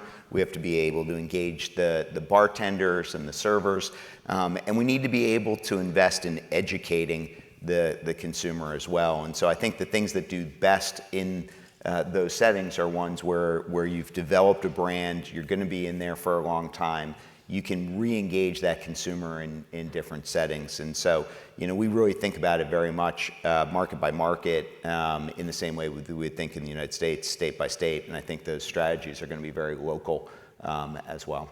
The other thing I would build on that, and Jeff can speak to this better than I can, but there are a number of large international retailers in the UK, in Australia, in France, who are more interested in American whiskey today than they ever have been. And they're interested not only in exporting some great American brands into their store, but also there's a big private label element over there. Yeah. And so they are creating their own American whiskey, Kentucky bourbon brands using whiskey from the US and creating interesting products that I think is going to be another big opportunity. Yeah, they're huge fans of whiskey that are looking to explore the additional categories. So somebody who may have grown up on a Scotch, but their palate is ready to move on from a sherry bomb Scotch whiskey and to explore a bourbon, they're going to go into their shop. They're going to go talk to their folks, and in that shop, you have the opportunity to both own a shelf with bourbon brands and American whiskey brands, but also to be able to put independent bottling brands on the shelf next to them and be able to show the consumer that it's not just the label, that it is about the liquid. And I think the independent bottling markets are extremely well developed relative to Scotch and Irish, and the ability Scotch, and the ability to leverage that with bourbon, I think, is going to be a big part of the next 5-10 years. And if you go to some of these international shows, whether it's Vin Expo in France or Provine in Germany, which is, both of them are coming up in the next couple of months, you start, the awareness and the interest in American whiskey is high, and specifically Kentucky whiskey is continuing to accelerate, which is great. Right, perfect. Well, with our last minute here, let's look further out, right, and see kind of, or told me what you see, what's happening in American whiskey in 2025. Think 5 years, think 10 years. What do you got? Yeah, I think this year is going to continue to be a little bit disruptive on the distillation side.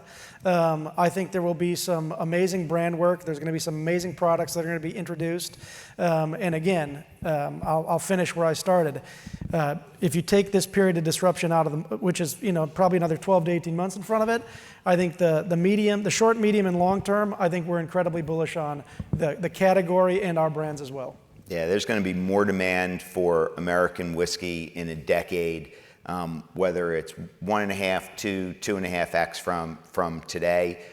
It's going to be bigger, and it's going to have innovated. And today, the opportunity is to disrupt and to look for the areas where you can change.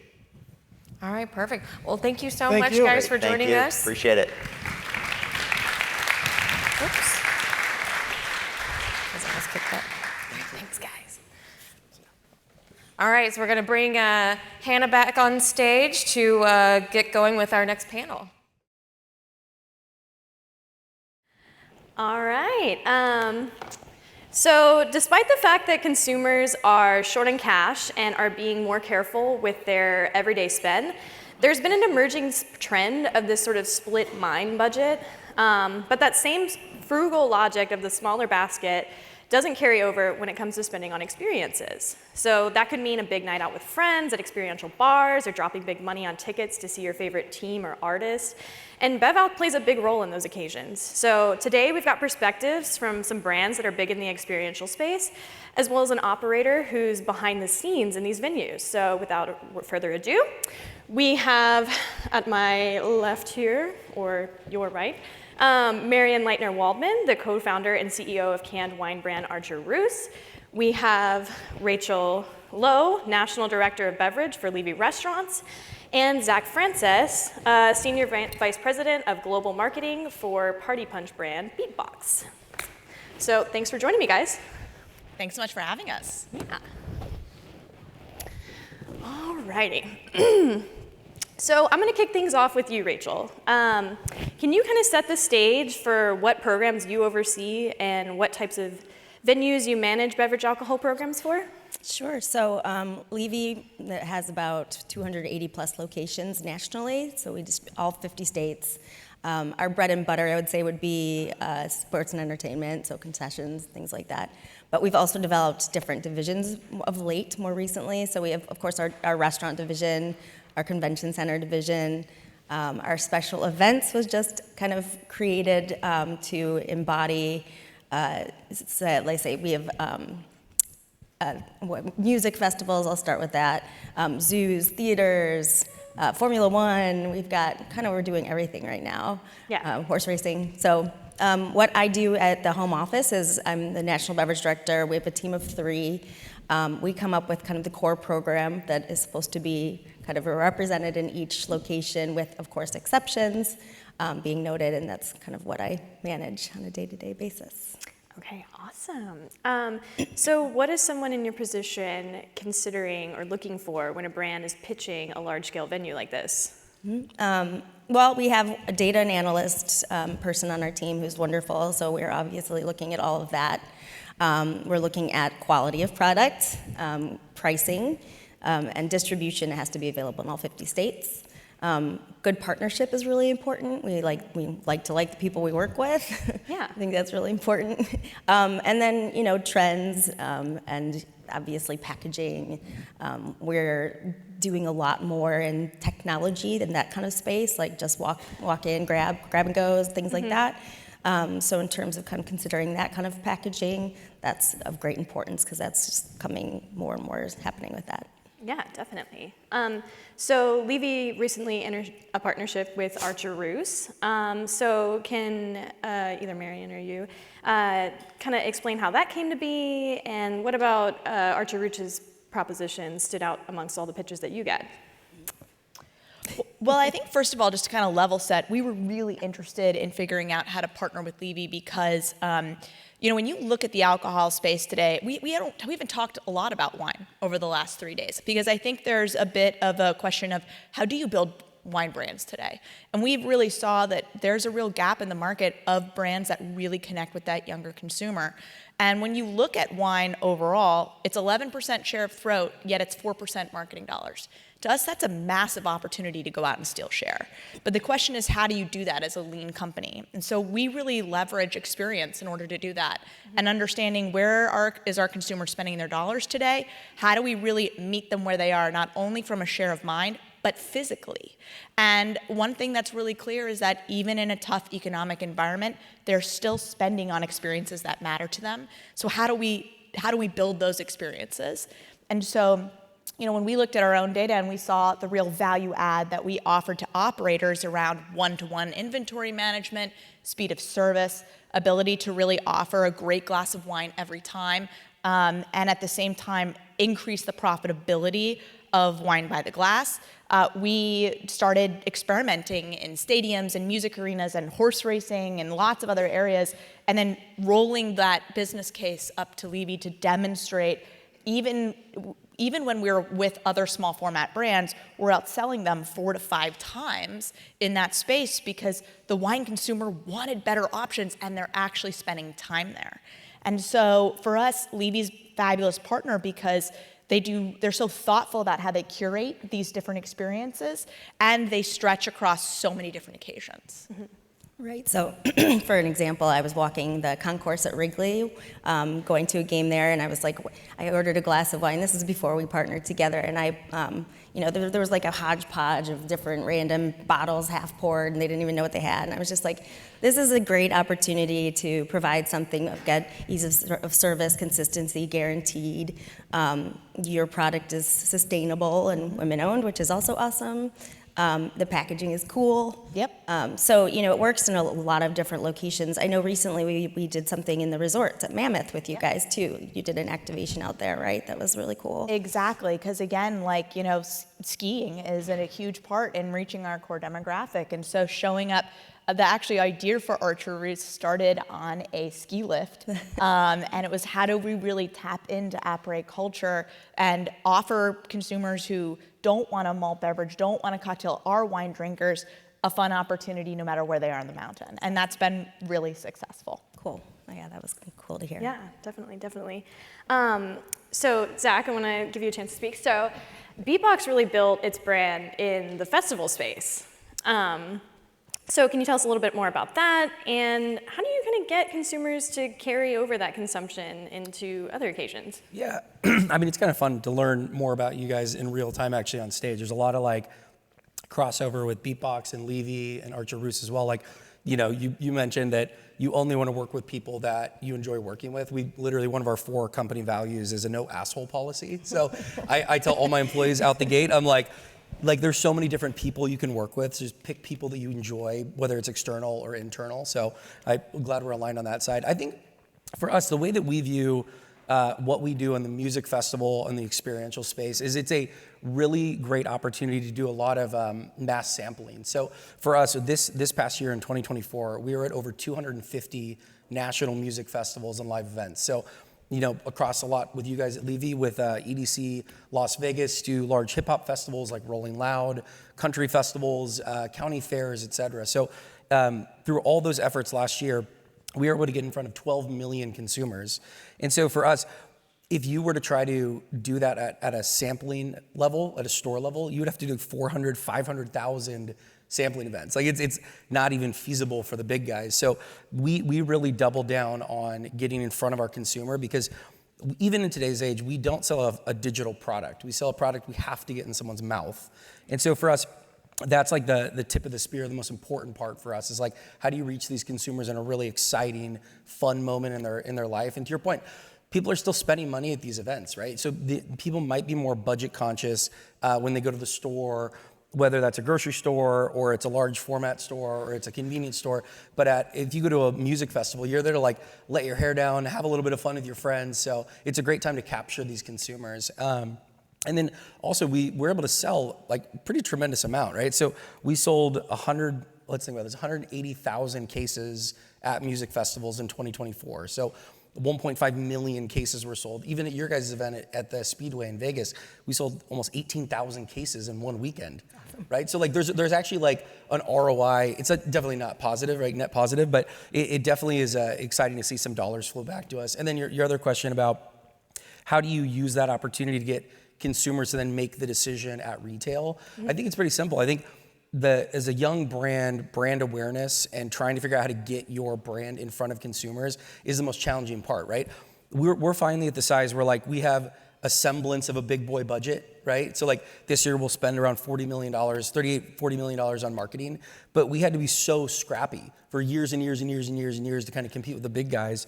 And so we're really investing in these experiences because we want a consumer when they go up to a store or they go up to a door, a cooler door, they're making a split-second decision between this brand or this brand, right? And for us, we want to go, oh my gosh, I trialed that at XYZ Music Festival, right? I tried that at this amazing sporting event, one of the many sports deals that we have, and we're trying to get them to trial Beatbox in those settings, so then when they're at retail, they actually make in our opinion, the correct decision and purchase our product over our competitors.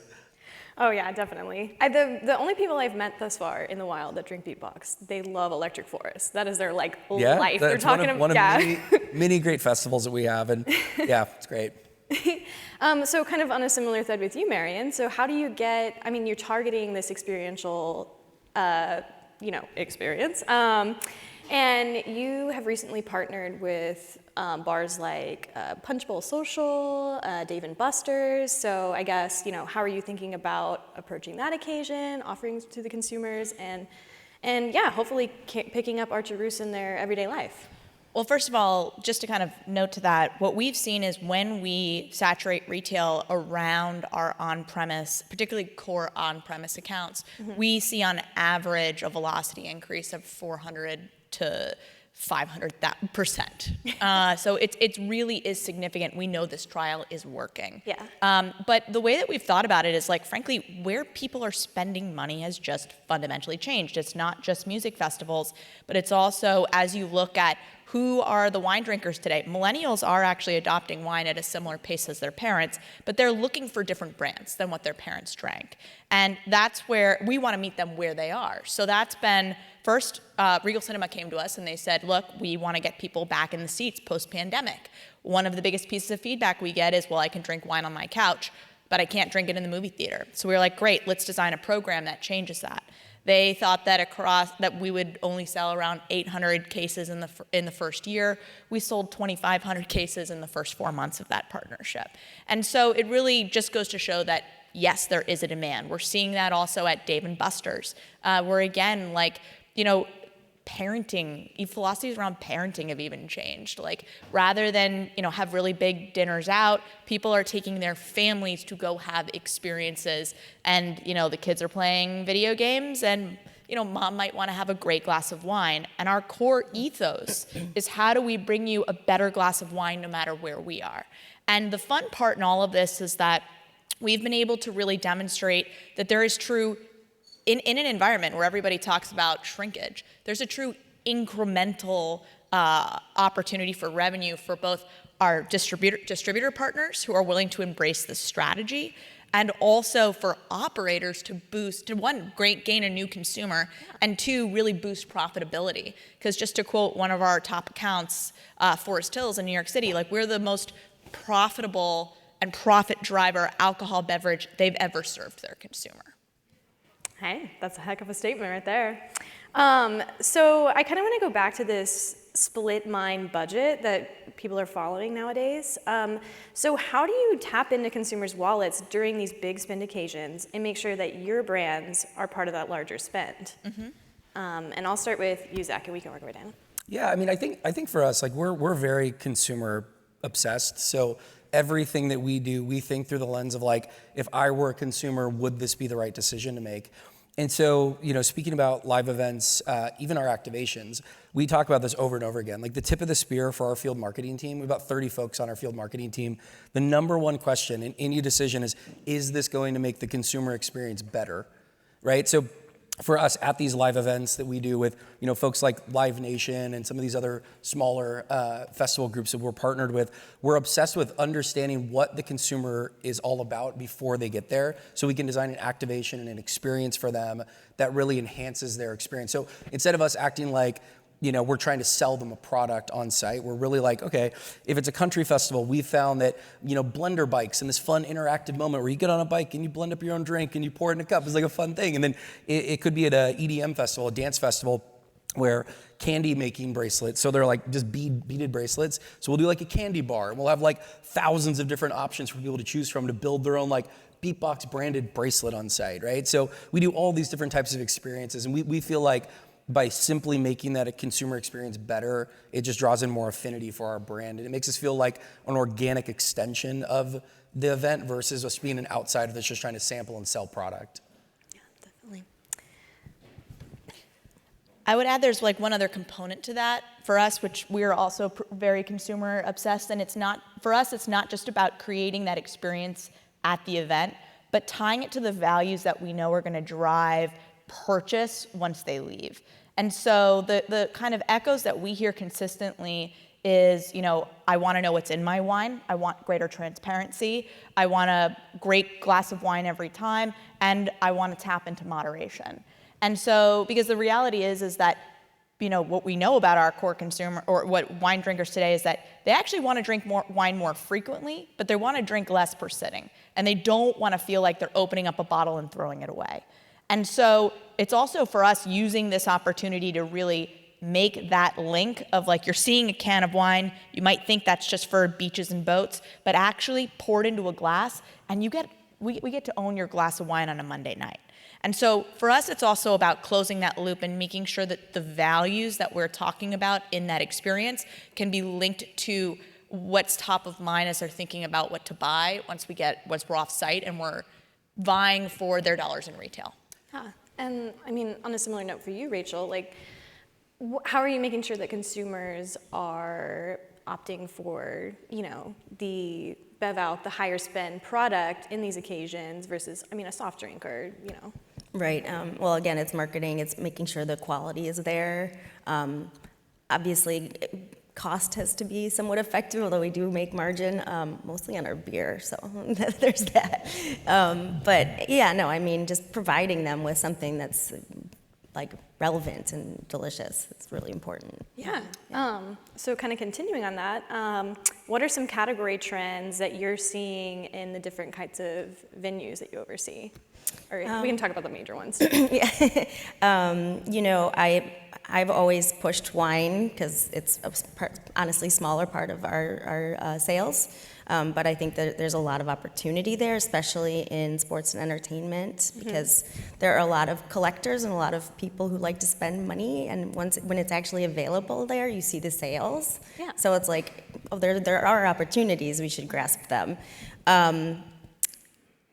Where was I? Yeah, no, I think it's just providing everyone with the most quality and dynamic, and also identifying, since we have changed kind of our general landscape of divisions, like now, Levy used to be stuck in its ways of like core program, everything has to be everywhere, just this stuff, but you have to take in mind sponsorships, you have to take into mind different relationships, ownerships that have a say in what we want, place. And then also, again, remaining relevant in those spaces. So we're just not a one-size-fits-all kind of a company. We have to, kind of get more flexible and identify that, like, say, music festivals might, find something that would work a little bit better with those people versus people who just want Bud Light, in sports and entertainment or whatever. So get more creative and flexible with that. It's also, I think, so important for brands to understand the pressures that operators are under today so that we can really get in there and articulate either how we can help or adjust how we do that. Yeah. So like, when we first started working together, and you mentioned that growing wine was a big challenge that you would sort of set for your program, you also talked about holistically what those drivers and drags on profitability were. You know, whether it was waste, whether it was the weight of bottles that you were throwing out and the cost of hauling that away. And so we've been, you know, as we go into an operator, we think about how we can be better partners to Levy. It's taking things like that into account and make sure that we're also communicating those pieces so that we can learn more and adapt how we're supporting every account that we're in. Because at the end of the day, you know, the 3-tiered systems work optimally together when we can reinforce those objectives. Well, yeah, kind of going back to that, we here, so I'm not out in the field, you know, we have 280 locations, I can't possibly be boots on the ground in all of them. So, you know, being from the home office, where the Chicago office, like we hear from our operators how suppliers and distributors, but more so the suppliers, because that's who we work with, how they are treating people in the field and whether they're good partners or bad partners, or whether they're really there to be problem solvers, or whether they're a pain in the ass, or, you know, like, it comes back to us. And when we hear that, you know, you're there to help like support an activation, and you're present but you're not annoying, and, you know, you're there if there's an outage or whatever, you know, like, it's really important to be good partners, like you said too. For sure. Yeah, huge. Yeah, definitely. Yeah, so, I mean, can you kind of give a breakdown of what you're seeing in these, like, basically, like, and you kind of touched on this a bit, like, are you trying to get more alternative formats in? Is that sort of growing in the space? Or are we largely just seeing, like, you know, everybody's drinking beer? Are you seeing some sort of, like, standouts in the categories? For beer, 19.2 format has really been important. RTDs, huge. And as was mentioned earlier, I've seen a lot with higher ABVs kind of coming in, where it's crack and pour. And then, yeah, like the formats, like, yeah, just like good canned wine, good everything, easy consistency. Sustainability is huge. We have a VP of sustainability now, so they're kind of tracking our waste and ways to kind of make things better for the environment. So a lot of that is. It's just to touch on that, it's really interesting. Beatbox, we really admittedly do a poor job talking about our sustainability practices, but we're one of the only RTD brands in the world that is B Corp certified. We're 100% carbon neutral. We're 100% plastic neutral. So we really invest a lot. It's kind of secondary to our core consumer. I think we have probably some overlap in our consumers, but, you know, I think we're trying to do different things. Like when you're talking about like the base matters, we're like, well, I don't think it does, because, you know, we don't really think that our consumer is concerned with, like, you know, we're not selling like a Pinot or a Sauvignon Blanc. Yeah, and so it's really like, that is fruit punch. You're like, yeah, it tastes delicious and it tastes like fruit punch. But I do think it's really cool to see that other brands and operators like yourselves are really leaning into like the sustainability initiative. So I don't know, it's something that like I'll commit to making us louder with our sustainability practices, because I don't think anybody in the room actually knows how much we do in the space. Move you to do that. Yeah, definitely. And I mean, you're not giving off the greenwashing effect either. It's not in a nice neutral brown with a green package. Yeah, no, it's quite literally the opposite. Yeah. I wanted to come back to you really quickly, Rachel. So I'm asking this because I have this question a lot. How high is too high for venue pricing for products? Oh, God. I don't know. That's a really I have a strong opinion on this. I'm sure. Hey, jump in. I mean, yeah, that's something we talk about constantly, is like how every year can you increase the cost, because sometimes you kind of have to, but also we don't want to piss off everyone. So it's a really delicate balance, I think. Yeah. So really, that's a venue by venue decision. Okay. And ownership. Fair enough. I've actually also seen different venues adapt it according to the event. So like, you know, if you go and you see something like Lake Street Drive, which is a band with like a slightly older, wealthier following, like literally I've seen the prices in a venue go up $2 to $3. Like the Surge, Uber Surge versus something that's geared, you know, more towards a younger demographic that has less discretionary income. And I don't necessarily think that's a bad thing. Like, as long as the brands and the venue understand who their target consumer is, and again, like, you want to optimize experiences and at the same time make sure that all tiers, work together in order to make sure that the consumer gets the best experience possible. Just to offer, not that I do hear what you're saying. The counter to that, though, is that with the level of events that we do, right, hundreds of events every year, the consumer actually, and this is not a neg on you guys on the operator side, because you guys are in it to make your margin, and we work with you guys and every other incredible operator in the U.S.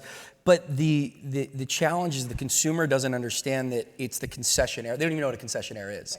So what we see a lot of the time, which actually negatively impacts us, is when we have a consumer go, Beatbox, why are you charging us $18 for this product that we can get 2 of them for $7 at a gas station, right? So that's the only counter. So with the amount of events that we do, we're constantly in this, legal push and pull as much as we can with the concessionaires to try to guide them. And so what we try to do is we just have such a robust data set of all the events that we've done, and we can literally show that if we are priced at this type of event with this type of genre of music, this is the optimal velocity for you on the concession side. So we try to be good partners in that regard, but at the end of the day, it's up to the concessionaire. But it stresses us out on the brand side when we go to a venue or an event and we see our product priced at $22. Because the consumer's like, what the hell are you, like, what are you doing? Because they're mad at you. Yeah, they're mad at us. And like, I even have good friends of mine that aren't in the industry that'll be like, oh my God, you guys must have made so much money at this event. And we're like, no, we made our normal margin selling the cases through our distributor. Like, we didn't make this money. So I just think there has to be a balance there a little bit too. Very fair, very fair. Yeah. Also a sad time to realize as a Lake Street Dive fan that there, as a Gen Z Lake Street stranger. Well, no, it's cool. You go to one of their concerts and like there's a wide demographic. It's awesome. But I can't afford that. Okay, so let's see. No, I've lost my spot. Sorry, guys.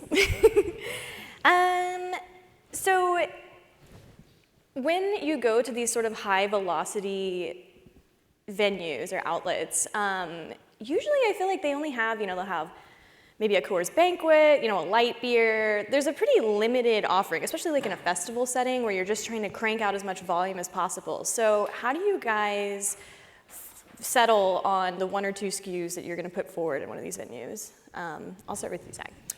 I think for us, it's interesting. We track, I saw John Berg and Kaylee earlier, and I'm like, for us on the marketing side, we really try to track, and on the sales side, track every piece of measurable data that we can. And so we're in a really lucky position because we don't really have a dog in our portfolio, right? You're like last 90-day buying, you're talking like 18 cases to 22 cases from like our worst selling to our best performing flavor. So we really think of it as a few things. One is if there's a specific flavor that does really well regionally, we will lean into that SKU, right? Like kind of a no-brainer. And the second is we view it as a really big innovation driver. So when we drop a new flavor, for example, we make sure that we bring it to like one, if not all of our major festivals that happen around that time. And then all of a sudden we're able to take, for example, like we had an Orange Blast launch in October, and we went from this being a brand new flavor to 56,000 stores overnight, and we were able to support it on the marketing side because we were able to build all this content and all this excitement on social media with the thousands of influencers we work with, the UGC creators, and a lot of that is driven at the festival level. So even like we have this upcoming partnership with Shaquille O'Neal, which is getting kicked off in March, April. We'll launch in market, and so we're sponsoring Shaq's Funhouse. And we're launching his blueberry lemonade flavor, at Shaq's Funhouse. So it's just a big way to like get trial, get excitement, get content. So that's how we think about it. And at the end of the day, like with operators, we work with so many. So we also try to be really good partners where we're not the brand. I've heard for whatever reason, especially in the beer industry, it's like you should get 8 SKUs. We take the opposite approach. We're like, we just want 2 of our best SKUs like all over, and then like a few SKUs at our activation, and like we're chilling. Like that's our suggestion. We don't want to make it like complicated for you guys operationally, because it is a burden to physically move the product kind of on a festival site or on a venue site, and you bum the consumer out if there's like a flavor they wanted that's out of stock. So yeah, that's how we think about it. From our perspective, so the whole kind of ethos behind Archer-Roos is that we are building truly a wine brand that stands for a set of values for the consumer, whereas traditional wine brands have really been built off of geography and variety. So we produce wine all around the world, marketable regions, for on-trend varietals. And as a result of that, similar to Beatbox, our portfolio is pretty well split across our 5 SKUs. And so we do work with the national account, also regionally, to really understand who's going to be attending an event and what time of year it is, and that helps drive where we make placements. But for us, what's so important to our strategy is recognizing that consumers want to explore the world of wine, and they might have a favorite varietal, but they also want to be introduced to others. And so it's really important that we actually have options, and particularly because wine drinkers, if you're a Savvy B drinker, you're a Savvy B drinker. If you're a Pinot Noir drinker, you're a Pinot Noir drinker. And so for us, there's actually the opposite thing of like, we really do need to fight to have multiple SKUs in different locations to make sure that we satisfy that discerning consumer. Totally. I love the nickname for Savin. Savvy B. It's better than Porch Pounder, which is what we also call the Archerus Sauvignon Blanc. Oh, That's fine. I will say also on our end of things, our head of data and analytics, he's often tasked with identifying like, oh, what is a trend locally, right? Like the Orange Crush in Baltimore, things like that, so that we can identify those and then kind of work those into RFPs on our ends, but also just, what makes sense where. And he also is working on planograms to determine what makes sense where in our grab and goes, to like what's trending where and why it should be, clearly the most visible product. So it's really interesting to see him do those kinds of things. Just to touch on the grab and go, I mean, we sell, we don't just do music festivals. We sell at a bunch of states like LSU, OSU, Alabama, Angels Stadium, Dodger Stadium. I don't know, we have a million sports deals. And that's one of the big draws to us from the concession side, the operator side, is we're so convenience store grab and go singles focused. They're like, our consumers trained when they see a Beatbox, like, oh, I'll grab one of them, I'll grab 2 of them for the road. And so especially with the cost savings that needs to happen with like, hourly wages going through the roof, the grab and go convenience section is just, I don't know if you guys have been to a sports event recently, but it's a huge percentage of them. You don't stand in a line for a bar the majority of the time now. You go up and it's kind of like automated and you grab a beer or a Beatbox out of a fridge and you kind of hit the road. So that's another advantage for us. And we're really leaning into that as part of our selling stories. We're like, with all these grab and go bars, we are the #1 brand in RTD singles in all of convenience. Like, bring us in, it makes sense, right? So it's kind of an easy sales pitch for us, which is great. Completely. Yeah, technology is at the foremost of our conversations, so it's smart. And Texas, for an example, like we tested that last year in Texas A&M, and with very little in-stadium marketing, we were able to grow their overall wine sales by 130%, just because they'd never had wine present in grab and go before. And so just by unlocking that and offering a quality option there, we were able to see repeat customers and all those. And because in those cases, it was linked to an Amazon Prime account because they were Amazon grab and goes. We got an added layer of understanding of how often repeat customers were coming back. Cool. So I think that this is kind of the future, and just continuing to reinforce who you are in these settings, drive trial in these settings, and use that. We as an industry, we always talk about how brands are built in the on-prem, but we rarely take the patience to do that anymore. Yes. But the reality is that if you want a brand to be here for the next 100 years, that's how you have to build that share of mind with consumers. I think it's why Guinness is still so relevant, and it'll be exciting to see, those brands that are still here 100 years from now. Totally. That point's very fun, interesting, because we always joke on the Beatbox side that we've done it opposite in the industry, right? So we have built our business totally off-prem, and now we're in 120,000 buying accounts and off-prem, and now we're like, oh shit, we should probably think about on-premise, right? So we're starting to dip our toes. We're only in 3,500 on-prem accounts currently, but we just built out a team. We brought on a really incredible head of on-prem sales for us, and so it's funny, we're trying to find our footing. Admittedly, on-premise, we have a test going with Applebee's and with Hooters and Buffalo Wild Wings and Dave & Buster's, and we're dabbling in all these markets to kind of get a sense of what we're doing. And then you guys predominantly being wine folks, we are just incredibly excited and bullish on the new fill standard change from the TTB. So for us being in a Tetra Pak format, there's a 330 milliliter version of Tetra. And so we, as a young, fast-moving brand, the day that got announced, we're already putting the wheels in motion for an on-premise only package for accounts, maybe like a Levy, could be sports stadiums where it's it's actually funny. It comes out to 11.1 ounces and it's 11.1 ABV. So we're really excited about like what that selling story is going to be. But yeah, so I think you'll see BeatBox like over the next 18 months really start to have a louder voice in on-premise where historically we just weren't doing much. Yeah, definitely. We're coming up on the last few minutes of our session, so if you guys have any questions for our panelists, we'll have some people walk around and collect them, and we'll make sure to get them answered for you. So I feel like 2024 was pretty defined by these huge cultural moments, like the Eras Tour, Beyonce went on tour. It feels like an entire age group, like all my peers, I don't know how they're going, but they're going, we're part of this moment. So have you guys been able to tap into those occasions and really connect with consumers at events like that? I'll start with Marilyn. Okay, well, first it actually starts with making sure that you have been able to get a seat at the table and earn a seat at the table. And so not to date myself, but the last time that Taylor Swift went on tour was the Reputation tour in 2019. And I'll never forget standing in the stadium, and there was one place in the entire stadium that sold any kind of wine. And obviously it was like 95% women at this concert. Yeah. And so the line just stretched around. And then afterwards I actually heard from the Bev manager who ran that stadium was like, oh yeah, that concert, Taylor Swift doesn't do a lot for us. Like we didn't sell that much alcohol. It's like, well, yeah, because they spent the entire time online for the one place. So a lot of this is also because wine has not traditionally been given the right to truly show up and compete. Mm-hmm. It's really been about how do you make sure that people are educated about what consumers want. And so really taking that time to have that selling story, do that analysis of their offerings and the points of distribution that are available so that you can drive sales.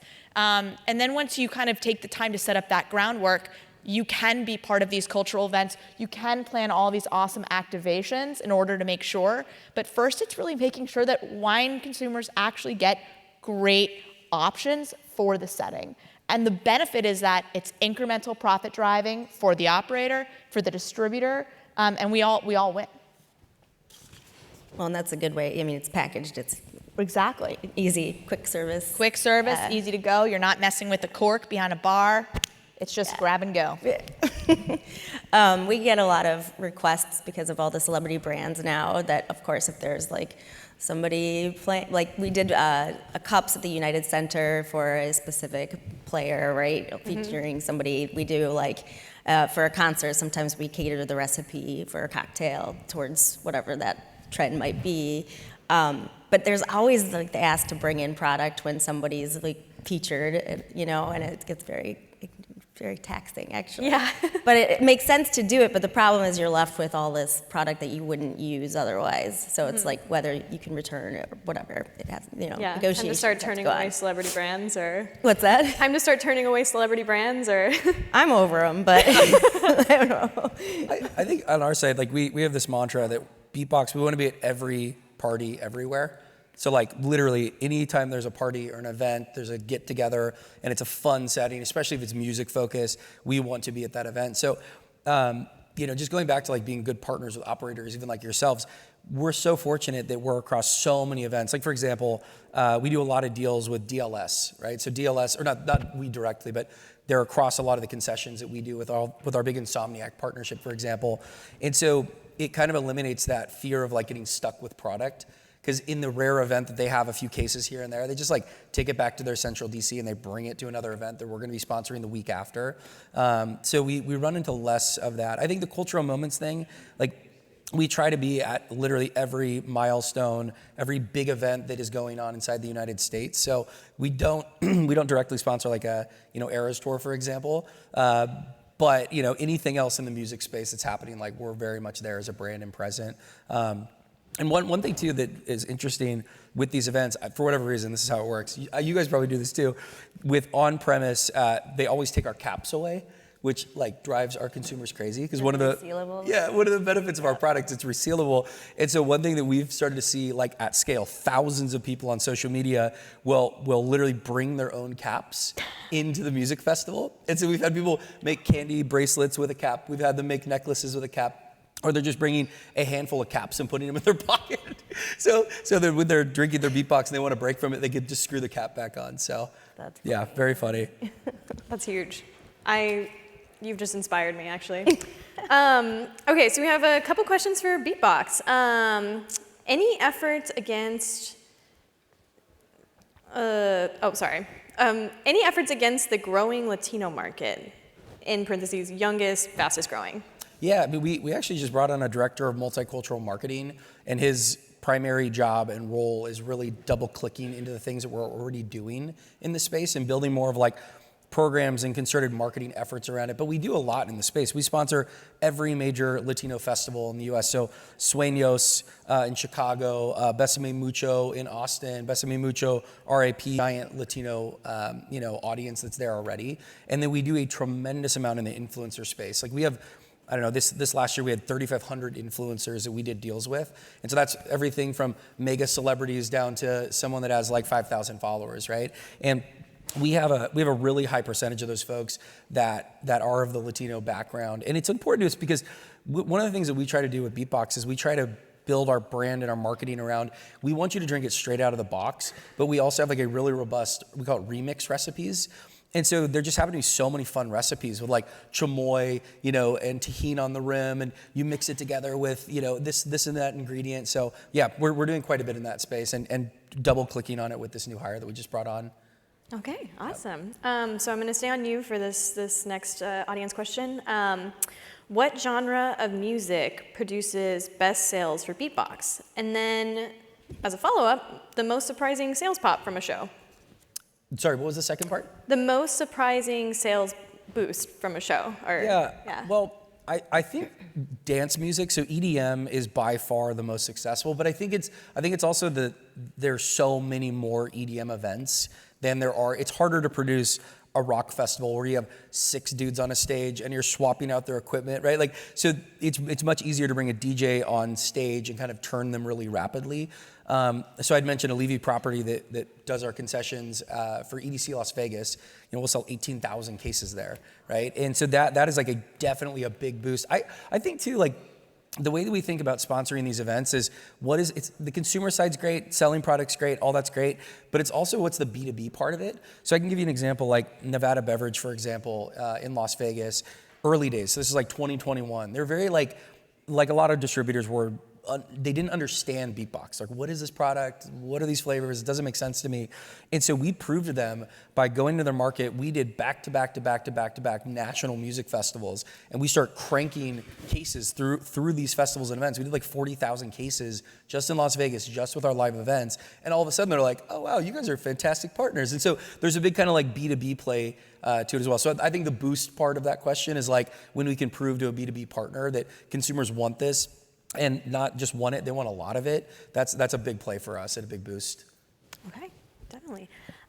So I kind of want to go down the line with you, maybe starting with Rachel. But looking ahead as we enter another presumably tough economic year for consumers, what trends do you anticipate cropping up in different types of venues or events? Do you think consumers are going to hit their tipping point with these big ticket spends? I don't see a tipping point being hit. And I feel like right now all of the trends are going to remain the trends for this coming year. I don't really see a bunch of shifts. Mm-hmm. The low and no alc category is definitely here to stay. And being able to profit off of that is important. So taking that into consideration is huge and will continue to stay. But other than that, I don't see a ton of changes this year. Yeah. In my mind, yeah. Okay. I don't know. I agree. I mean, I think that like the last few years have really been full of disruption, and now we've kind of had a reset towards, I think of as 2019 consumption. Like everybody thought that that consumption fundamentally changed during COVID, and that just hasn't been the case. And the last 2 years has really been around this reset. So now the question is, one thing though that has stayed is this desire to connect, to get outside, to have these experiences. That's not going anywhere. So now it's really just about how do you forge that connection to the consumer that can carry with you forward. Yeah. I mean, it's interesting. I think of these questions differently in the sense that like we are a single brand. And so it is very fun. We obviously track all the macro trends that are happening in the alcohol space. But I mean, selfishly, like Beatbox, we're only 50% ACV. We only have an average of 5 SKUs per account that we're in right now. And so for us, the amount of runway that we have just by getting more SKUs into more accounts is just right in front of us. There's a tremendous amount of white space. So, I mean, selfishly, I'm just going to say it's going to be another year of full flavor, right? Because that's really the product that we're pushing around. And there are definitely a lot of those macro trends that support it. But from a growth perspective, like we really feel like we're just getting started with where we're at with the business. So there's no reason we can't be as big as a Mike's Hard. There's no reason we can't be as big as a Twisted Tea. Like the consumer demand is very much there for this type of product. So that's where we're just really laser focused on currently. All right, awesome. Well, that's our time. Thank you guys so much for coming up here and sharing all these insights. If you want to catch them later at our grab and go lunch, they'll be here for the rest of the day. So, yeah. Thanks so much. Yeah. All right, everyone, we're in the home stretch here. So for our final session today, for the whole event, we're going to discuss really just what the future holds for U.S. spirits, and particularly after, the category's had, a tough couple years, right? So joining me in this conversation, we have Amanda Hale, the SVP Supplier Business Development for Spirits at Breakthrough Beverage Group. Then we have Ryan O'Hara, the CEO of MHW. And finally, Melanie Batchelor, the Managing Director of Campari America. So welcome, panelists. Thank you. Thank you. Thank you. Okay, so I think first let's, set the stage a little with just who you guys are and a quick 1 to 2 minute introduction for your current role and what you're maybe seeing right now. We'll just go down the line. So I can start. So like you said, Amanda Hale. I think I might win the award for the longest title out of any of the speakers we had. So I oversee Breakthrough's supplier business development team with the spirit side. So my team is responsible for our spirit supplier strategy across the organization. So what partners we're going to be pursuing business with, as well as managing the relationships for our existing suppliers. Perfect. Great. And Ryan O'Hara, I'm CEO for MHW. Been with the company going on 6 years now. Came over in 2018 as CFO and transitioned into this role 2 years ago. And MHW, we're an importer, distributor, and service provider where we handle everything outside of demand generation for brands, ranging from that new entrant, 0 case to first 10,000 case brands all the way up to 1 million case brands. So focus on everything from logistics, compliance, order fulfillment, accounting services, and work with about 800 total active brands right now, about 50%, a little more spirits, and then the rest being wine and new RTDs. Great, and hi everyone, I'm Melanie Batchelor. I'm the Managing Director of Campari America. So I oversee all the operations, building the brands and the culture for our US business. Obviously, Campari is our namesake, but we have a lot of iconic brands in the spirits industry, including Aperol. So hopefully you've all tried an Aperol Spritz once or twice. Wild Turkey Bourbon, as well as Wilderness Trail, Russell's Reserve, Sky Vodka, Espolòn Tequila, and about 40 other brands. Great, perfect. And so thinking about what the current state of the U.S. spirits market is from each of your perspective, and we'll start with Melanie.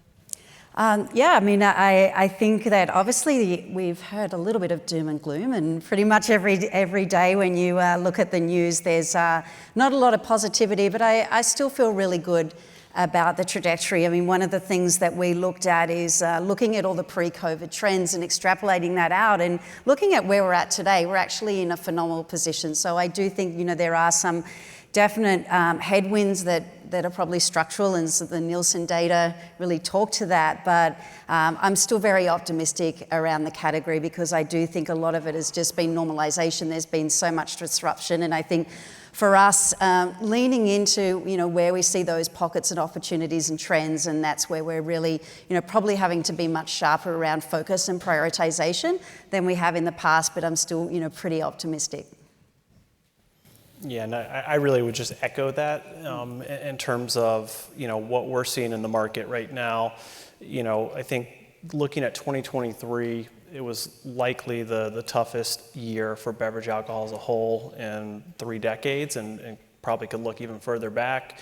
A lot of those trends, those headwinds that we've been talking about, rolled into 2024, and we didn't see too much relief. But we see the same things in our business of, if you take that trend line starting pre-COVID, track it out through today, and our expectations for 2025, pretty consistent. The growth is where we would like it to be or expected it to be, and that's new clients that are signed and volume performance. And overall, when you think about spirit category here in the U.S. versus beverage alcohol as a whole, it's still over the last 20 years gotten double-digit share expansion and seen resilient performance as a category. And there's some pockets of real exciting growth that we'll talk about. Obviously, RTDs, non-alcs, but really excited for the upcoming year. Not to discount the headwinds that we're experiencing. Those are real, and we're all going to have to work through them. Yeah, and you guys have done a great job articulating that. And even the last panel, I think they referenced the fact that the growth that we saw the last couple of years not being sustainable. And as things start to moderate now, we anticipate seeing that through this year. And yes, there's going to be both structural and cyclical headwinds that we're up against, but there are good areas of opportunity, and we'll get into that today as well. Yeah, absolutely. So I think first we'll start with the bad news and then get to the good news, right? End on a positive note. But so I guess first, just thinking about what the current headwinds are, and maybe how or whether or not you've had to change up your respective strategies to kind of address them.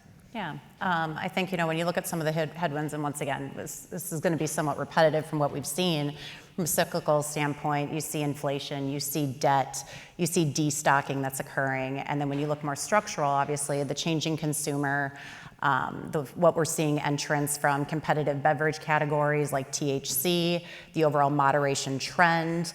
But anytime there's a challenge, it gives you an opportunity to do things differently. So at Breakthrough, we've really dug into this in a couple of different ways, starting with our overall portfolio strategy. So as we look at who we're partnering with within each market, do we have the right brands to be able to offer to our customers, and in turn, surprise and delight our consumers?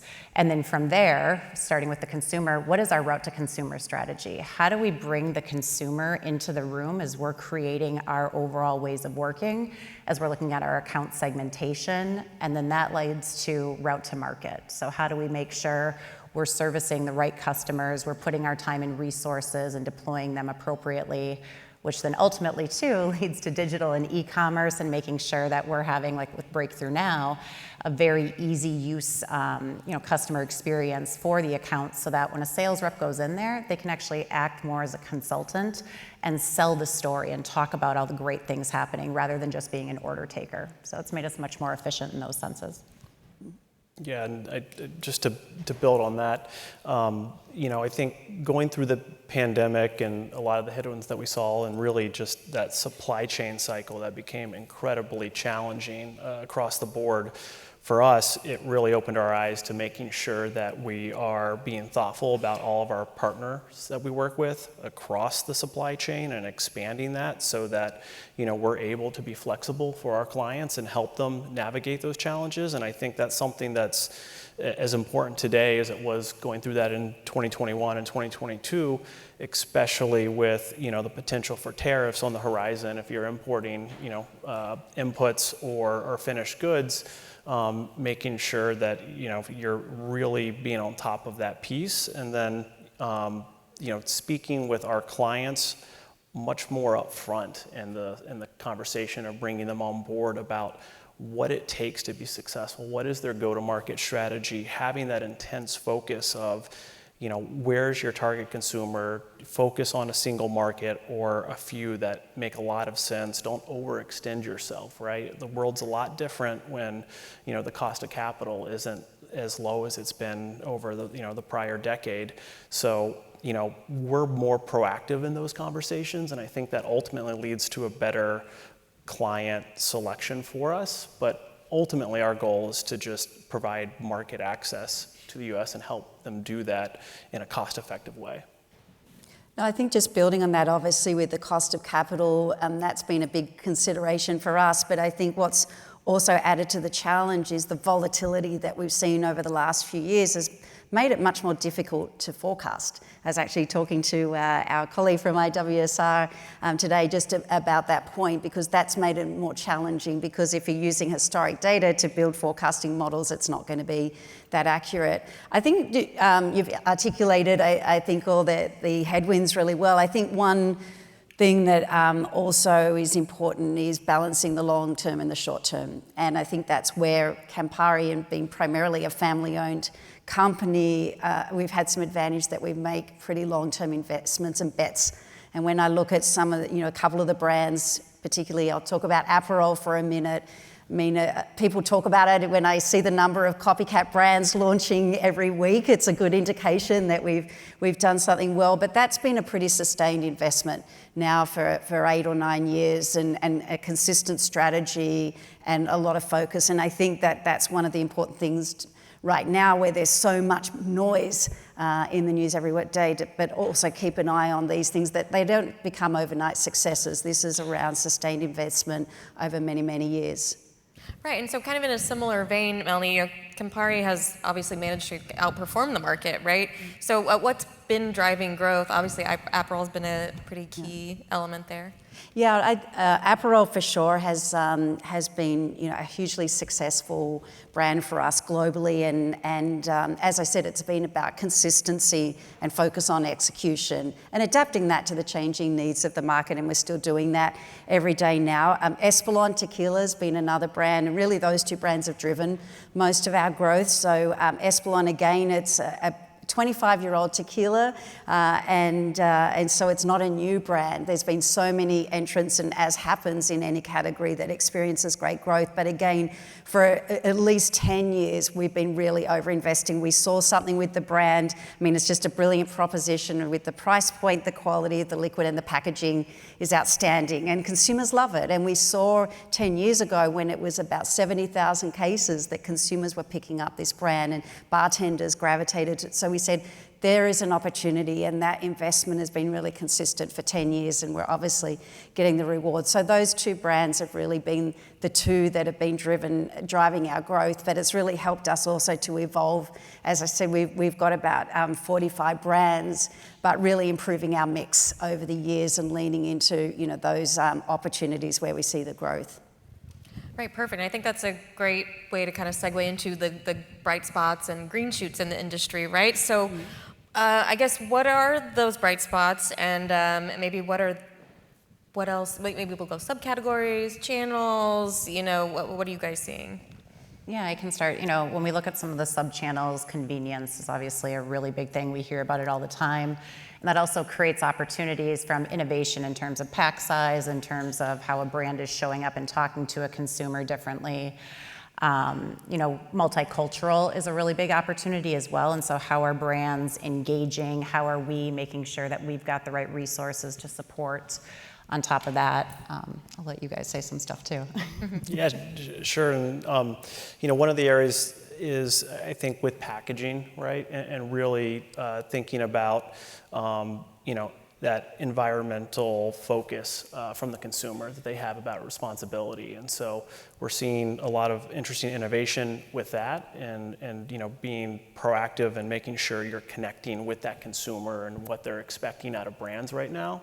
Obviously, non-alc is continuing to be a explosively growing category, and it's really interesting for spirits. Beer is a little bit further along of having a few established brands that, I think people are really starting to trust, and I think Spirit has that opportunity out there in front of it. And so we've done a lot of effort on our end to really get up the compliance curve and make sure that we're experts in all the markets to help out for that growth. I think just building on that, omni-channel is obviously a great opportunity, and what we're seeing with the bricks and mortar retailers, they're becoming much more sophisticated. We're seeing nice growth, and when you look into the data as well, it's millennial and Gen Z consumers that are over-indexing there. So I think, as we've heard a lot today, that Gen Z are not necessarily drinking at the same pace. It is a great opportunity to recruit through that channel, and I think the opportunities with partnering with both our distributor and retail partners to leverage the data to really target those consumers, I think is unlocking a lot of opportunity, and we've been investing a lot more in pre-shop media, for example. Right, perfect. And so turning more to like by categories, so clearly tequila and RTDs, right? I mean, we all know this. Those have been bright spots in recent years. Are there any other categories you see maybe like poised to break out? Well, I can talk a little bit about bitter aperitifs because, but even Amaros was seeing off a small base, but particularly because traditionally Amaros were just grounded in that after dinner digestive occasion, but now we're seeing the mixologists experimenting and gravitating towards the complex flavor profiles for cocktails. We're seeing the paper plane, growing in popularity. So, but bitter aperitifs, I think, is also linked to just a broadening acceptance of bitter flavors. So we've seen, if you think about coffee culture or consumers in the US eating kale and Brussels sprouts, like a lot of these food and beverages with more bitter profiles have really only grown in popularity over the last 10, 15 years. So that's played well for that category. So whilst it's small, it is seeing really phenomenal growth. Yeah, I think anecdotally on that with Amaro and Gestifs, like I've just over the holidays, a friend's son, college age, came and brought that to the table and really wanted to make sure everyone had it. And it was interesting seeing like the younger generation do that, because I'm thinking back to when I was that age, I don't think that was even on my radar. No. I understood like that existed, right? So I think that's a really good call out. Some other interesting areas, I believe, is, seeing continued growth with agave, but non-tequila. We know tequila is exploding, so mezcal's obviously had a lot of success, especially with mixologists, but I think we're starting to see some development and investment in other areas with agave-based spirits that is on the early end of growth, but will likely be introduced more into the market. And the last thing I would say too we'd be remiss to not mention the low alc, no alc and what's happening there, and this is going to be a really big year for that. But in turn, we're still bullish on whiskey. And I think we heard on the panel earlier today too, there's still a lot of runway with that, even if it is changing from where it's been over the last couple of years. Definitely. Right, absolutely. And so I guess maybe let's look more specifically at 2025 for these green shoots and maybe how you guys think about capitalizing on these opportunities. Yeah, so part of that's going to come down to, as I mentioned earlier, the supplier strategy. So who are we aligning with when we think about the different brands and we think about those categories? But then beyond that, how are those brands going to engage with the consumer? We're seeing that brand loyalty has definitely shifted away from where it used to be. So that also creates a unique opportunity for a supplier to be able to engage with consumers in a way that they haven't before and allow them to discover something. So as a wholesaler, we're obviously looking for partners that tie into all of those categories that we just talked about, but then taking it that extra step, not just showing up with a brand and saying, here's my selling proposition and walking away, but who's really investing in a way that's going to talk with the consumer.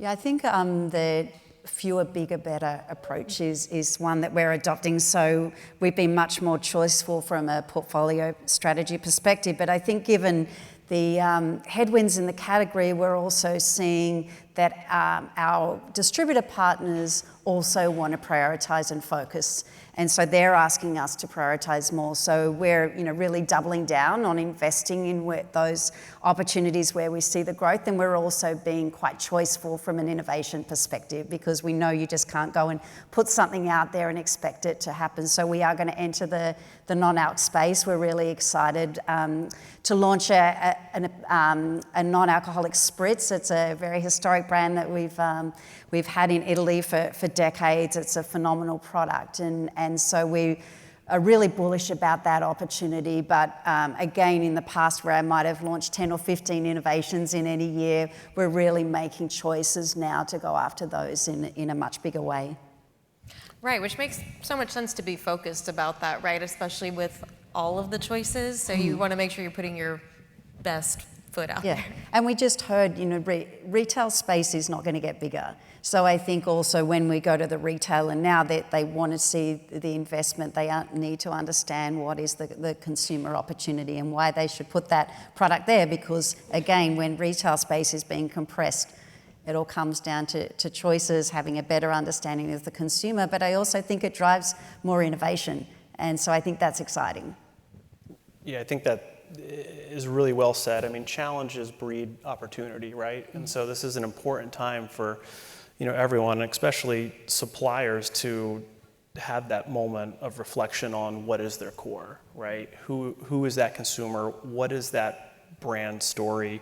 How do you bring that authenticity to your consumer? And I think oftentimes there can be an element of enthusiasm behind a brand that isn't exactly authenticity. So making sure what you're bringing forward is going to speak to who you need to go after. And some of that is not easy when you think about destocking and really working through your SKUs and how to bring that to market. But I do think it allows you to become stronger and get to a place to grow as we go forward through the year. Right, and I guess how much of these kind of opportunities and even headwinds as well are maybe spirit specific or total beverage? Kind of what are your thoughts there? I see it more as total beverage, but I think spirits in particular, with just what we're seeing, and like I mentioned earlier, the categories that are popping up right now, specifically around THC, we see that intertwined with beer as well in that occasion. But spirits as a whole, RTDs have been in such drastic growth mode the last couple of years, and we do think, are they reaching a point of saturation? So as some of these high growth categories start to level off, how is that going to impact the overall spirits category? And unfortunately, as I look at my crystal ball, we don't see much, if any, growth in 2025 coming from the category. There'll still be categories and opportunities, but spirits as a whole, we're still anticipating it to be close to, if not flat. Are you guys seeing similar? Yeah. Yeah. As you said, this was probably the most challenging budget year to go and make those forecasts outside of, coming, depending on what your cycle was in the pandemic. So it's really interesting to try to have to forecast that right now, but I think muted expectations overall, unless you know where you're at, is one of the really booming spots, is probably the prudent thing from a planning perspective. Right, and we'll stick with you for a second, Ryan, with, as an importer, so from your perspective on that front, how are kind of current market conditions and how you're thinking about spirits in general kind of affecting your incoming or potentially incoming supplier partners? Sure, a lot of conversations around tariffs. That's obviously the buzzword right now, and no one has that crystal ball to look forward, but I think we can expect some kind of disruption there. I think glass half full look is we have some experience recently of what that looked like, going back a few years, and so it's really about getting in front of your planning and making sure that you're being really thoughtful there. I think the industry as a whole has done a good job of making sure that we are putting our case forward to the incoming administration as to why BevAlc is a bit unique and how much value we bring as an economic engine here in the U.S., and part of that is imports. I think we're doing a good job there. from MHW's perspective directly, we've expanded some business lines where we have a focus where we help clients with procurement and supply chain management, and we've seen that grow because we had so many inbounds of how do I navigate this, and helping out especially those craft and smaller producers or new entrants that haven't had that established place in the market here in the U.S. I think I was just going to build. I think with the tariffs looming, the challenge is going to be around the ability to take price, just given how much inflation we've seen in the category in the last few years, but also understanding the economic situation for the consumer. And that's where I think it's quite a challenge that we're working through, building various scenarios in terms of how we balance that in a market that's not got a huge appetite for price increases right now. Right, absolutely. And I didn't even have the pricing question, so I'm glad you had brought that up, because that's a really important element too, especially when there are these headwinds. Yeah. Okay, let's see. So, Amanda, I wanted to touch on too, you'd mentioned destocking earlier, and we've all heard that and throughout the last couple of years, as well as elevated inventory levels. So I just want to get a sense of, from Breakthrough's perspective, what you're seeing there and kind of how you've worked through it. Yeah, I'll start with the retailer. We are seeing it start to level off with some of the destocking that's occurred there. But we've also seen a shift in how those retailers are buying at this point. So instead of taking the deepest deal with that large quantity that it's gonna hold them for a couple of months, they'd rather do more moderate quantities and buy more frequently. And so we see that sticking around in 2025 and beyond. And if you go into a retailer's back room right now, you're not seeing it stuffed to the ceiling like it used to be. And that's because of the cost of carrying that obviously has gone up. So there's a shift that's occurred there. And then as we talked about shelf space and just SKU rationalization that's happening with retailers, they're gonna get a little more, be a little more direct about what they're taking in from an innovation standpoint, from new brands. But then when you switch over to the on-premise, we're definitely seeing destocking occur there too, but they're not, they're still focused on bringing in new exciting things because they want to get ahead of the trend. From the wholesaler tier, destocking is still a thing for us, and it will continue for this year, so I apologize. But when we talk about all the challenges that we've seen, the consumer and the moderation that's happening with drinking, the retailers not wanting to buy as big, and we still have heightened inventory levels from COVID, especially in certain categories. So we'll be continuing to destock through 2025. And is that across, wine and spirits? Yeah.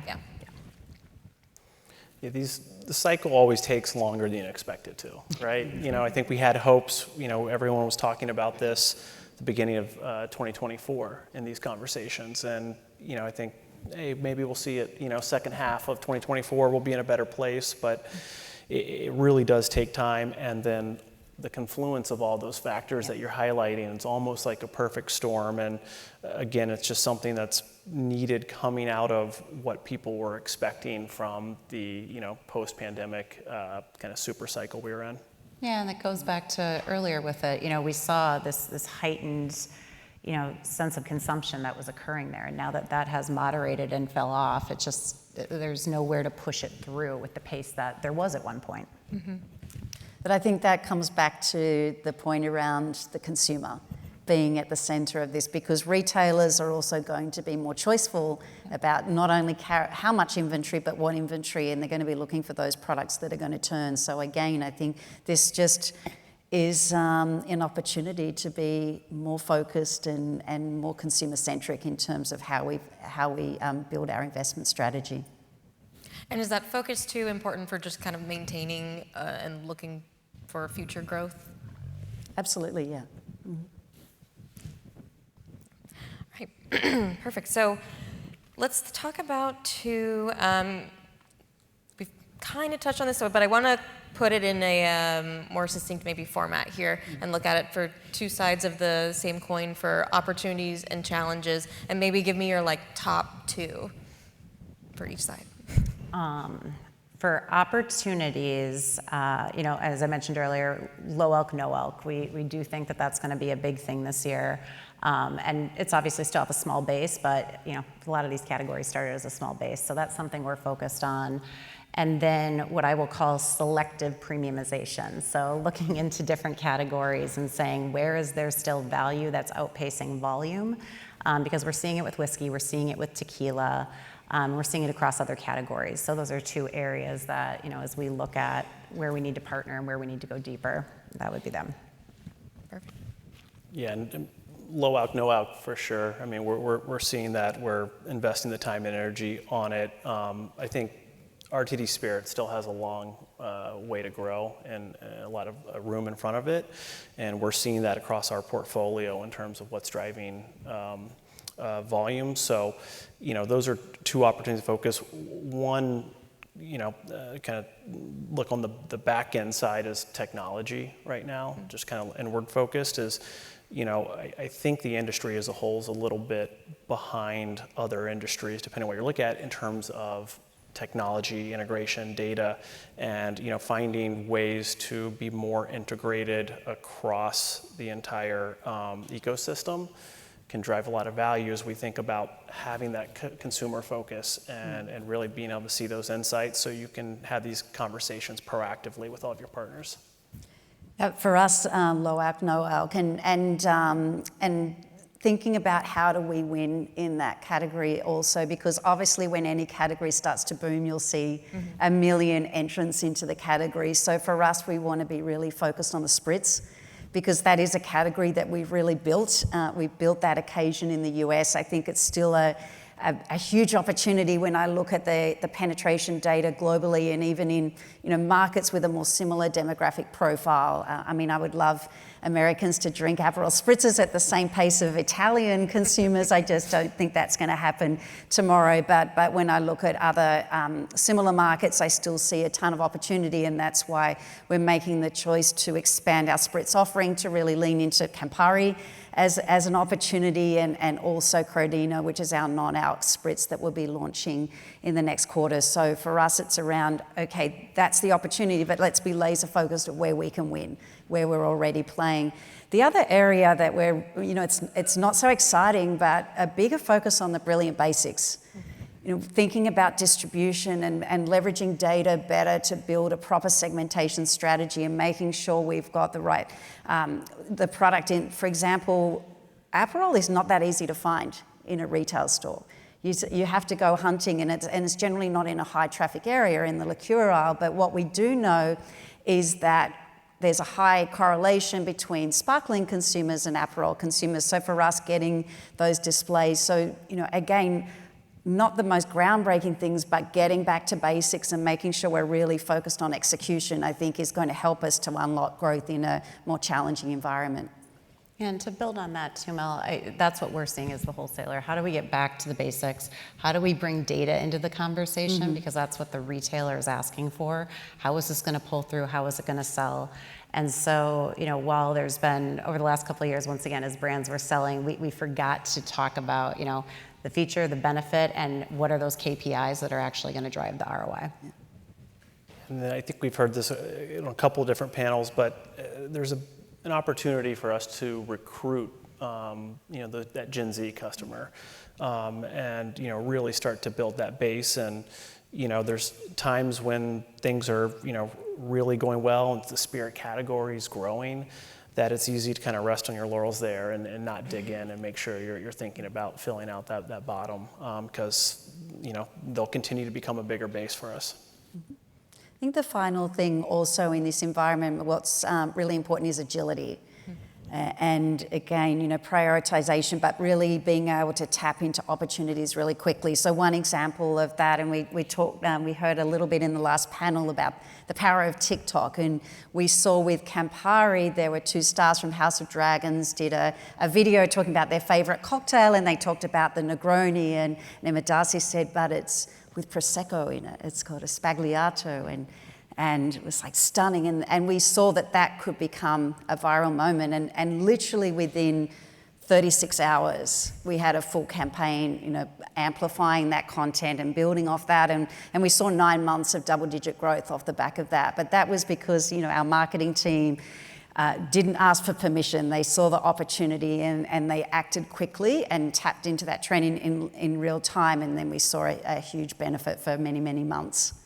Which is really great too, as a larger company, that you were able to capitalize so quickly. Yeah, we're not always great at it, but it was a really great example of actually, we have a process where we're a global multinational company and communications goes through a committee and they're sitting in Italy and we said, this is a good example where if we operate that way, we're never going to tap into those opportunities. So I think it's been great for us in terms of recognizing the benefits of becoming a more agile organization. Right, absolutely. If you guys have any questions for our panelists here, we'll collect those. So turning to, this is looking to the future, right? So we talked a little bit more just focused on 2025, but maybe thinking further out, like medium term, like the next 3 to 5 years or so.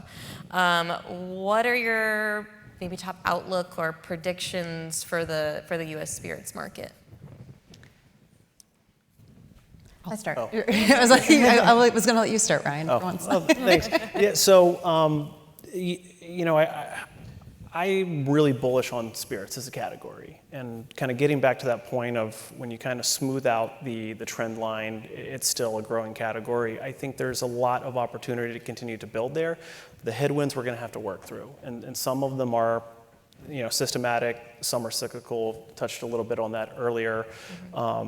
But the overall kind of like interest in innovation, I believe, is still there. The number of new entrants that we're seeing come to market, and that's who we talk to a lot of, is still there. And then the demand for the U.S. being a premier beverage, alcohol, and spirits market in the world is there. And so I don't think those fundamental things are changing over the next 3 to 5 years.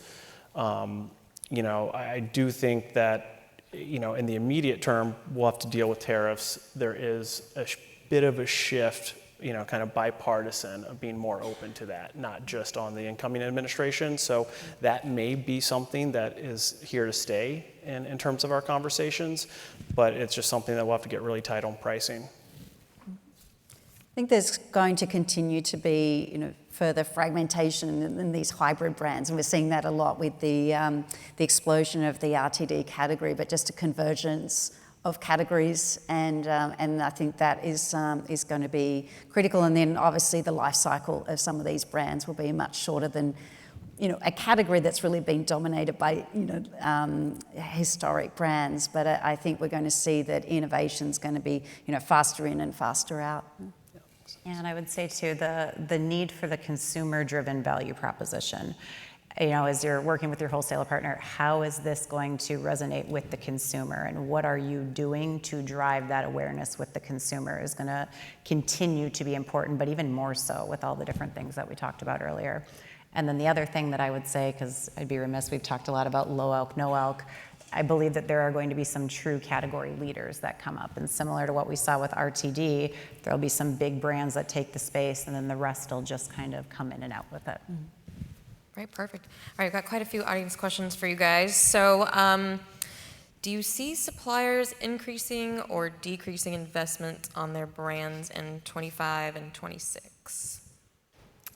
I can start with that. So we see a combination of both, but the ones, as I talked about earlier, in that idea of a portfolio strategy and where we're investing the time and energy. For the suppliers that are investing in the right ways, you don't necessarily, I understand not everyone has a huge budget they can work with. So it's how are you being smarter with the dollars? And it goes back to that consumer. So I see a shift of funds within portfolios of, we're going to go all in on this brand, kind of Mel, what you mentioned, you've got to get stronger on where you want to win. Yeah, I think, seeing new entrants to the U.S. market, when we're having those conversations right now, starting to see some delays in timing, whether that's new production or coming into the market because of the uncertainty we already see in those conversations around tariffs and the general market. I think that'll be a short-term thing, but it is coming up in conversations. Yeah. We're going to continue to invest. We're increasing our investment, but we're doing that in a mindful way. So we're really focusing on investment in the brands. We are, really looking at every line item with regard to our structure costs, because we need to make sure, knowing, as Amanda said rightly, there's going to be very limited growth in the category this year. So we're looking for where can we find efficiency so we can invest that back in the brands. But we've also made a choice to invest in areas that are often the first to get cut. So one example of that is trade advocacy. We've, as a company, invested a lot in brand ambassadors, in building the Campari Academy. We train a lot of bartenders, a lot of customers, distributors. We do a lot of trends, report a lot of innovation, and it would be an easy thing to say, okay, do you see the return next year? But we've said no, because we believe this is fundamental to how we want to build our portfolio. We want a portfolio that's beloved by the trade, because we believe that's the way to build brands. So we're very mindful of not making short-term cuts, to manage through this challenging period. Right, perfect. I think that kind of dovetails nicely into this question that's more aimed at you, Amanda, and a little bit for you, Ryan. What would you like suppliers to do to help invigorate consumer demand? And do you think they have much influence over volume growth? That's a great question. So thank you to whoever asked it. I think ultimately at the end of the day, and I feel like I'm repeating myself in a sense too, how are you talking to the consumer? So as you think about the programs you're putting out there, that's not necessarily a large above the market campaign, but what is your value proposition and how does that show up? And as a whole, and then understanding what's the customer proposition with that? Because as a wholesaler, we're going to the customer and we're saying, okay, here's the product that you need to put on your shelf or your back bar or on display or on your menu. And if we can't articulate what that is and they're not then seeing you come around with that to also push it, as we talk about SKU rationalization and destocking and all these things that are very real challenges coming up, we've got to work together on that. It can't just be, you know what, here's the feature and here's why it's going to be great. How are you investing in what's the feet on the street that you have to help support with that too? And what was the second part of the question? Do you think they have much influence over volume growth? Yes, because if you get all of that right, as a wholesaler, we'll help with the distribution. We'll make sure you're in the right accounts. We'll use all that data I was referencing to say, here's where you want to be, here's why, here's what that's going to look like. We'll get it out there, but we need to lean on our supplier partners to help drive that awareness and that velocity, which is what ultimately leads to the volume. I think very well said. Like, I would probably echo that completely. It's just understanding that there's still investment that the supplier needs to bring to the table. And just because you got national distribution or you got a good partner in some markets, like, oh, they're going to go and just generate demand and that's that. It comes back to the consumer. They have a lot of options and they're going to choose that brand, that story that speaks to them, is true to them, and that takes a lot of effort. Perfect. So I've got a question on pricing. So do you think there's been too much pricing in the U.S. spirits industry? And if so, do you think there will be a multi-year correction? I think we're already seeing the correction in a couple of categories. I mean, obviously cognac is one that boomed during the pandemic. There was also supply constraints, so most of the big brands were fairly aggressive, and we're obviously a fairly new entrant with the acquisition of Courvoisier, but obviously that category has seen some price compression. But we're also seeing it in tequila, which has been one of the bright spots in the industry. But what we're seeing at the premium end, that there has been a significant amount of price compression, and it comes down to supply and demand. Right, we know that there's a lot of bourbon on the market. We know that there's a lot of tequila juice available. So I think, in those categories, we're going to have to continue to be very smart around pricing decisions that we take. Right, perfect. And then there's another part to that question of if you think that the spirits has pricing power in general. I think it demonstrated in the last few years it did, but as we said, there's some normalization happening now. But I don't know if you have anything to add. It's an interesting question, because you're comparing it to other categories, right? But as Mel said, we've seen it recently. But I do think we've seen that trend of modernization on premiumization, and so it's really going to be specific to that brand and who your target is, where you're sitting. Overall, it's going to be a challenging time to keep turning towards price to try to bridge that slowdown in volume.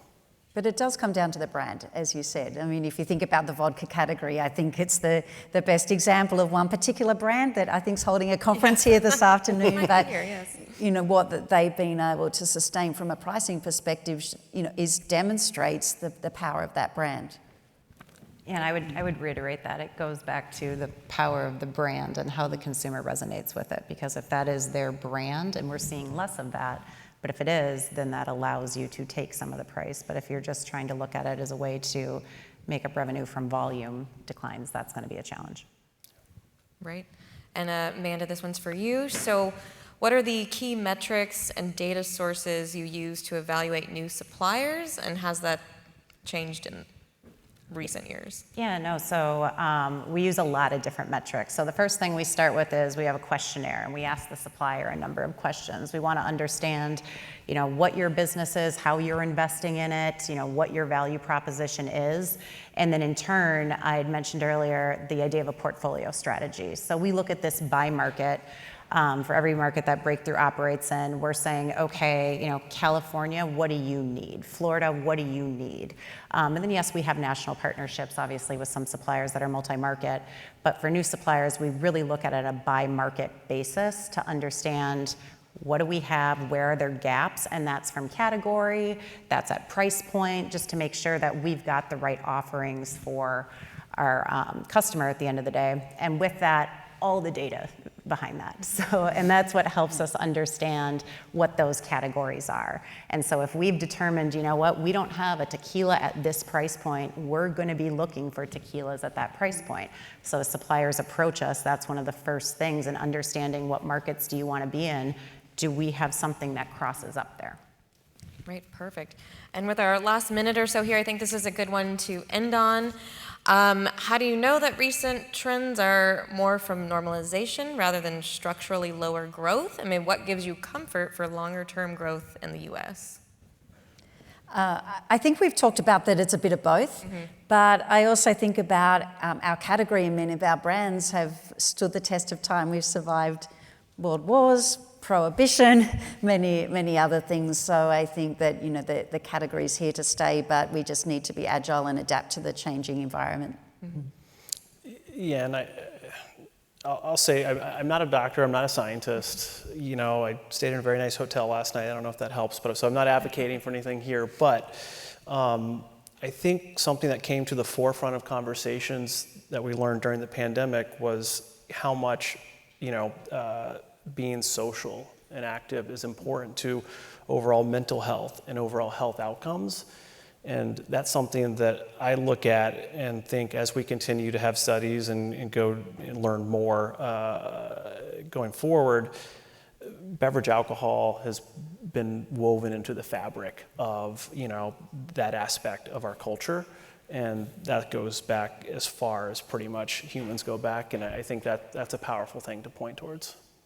Yeah, and just to wrap that up, I would say, you know, there's obviously challenges out there, some of which this industry has faced before and some of which are new, but the industry will survive. It'll just look different than it did yesterday and than it does today. And to Mel's point, being agile and being able to respond and, you know, understand the trends and use data in your selling story and make sure you're focused on that end consumer and what they want, that's what's going to help drive the future of this. Right, perfect. Well, I think that's a great point to end on. Thank you guys so much for being here. Thanks for having us. All right.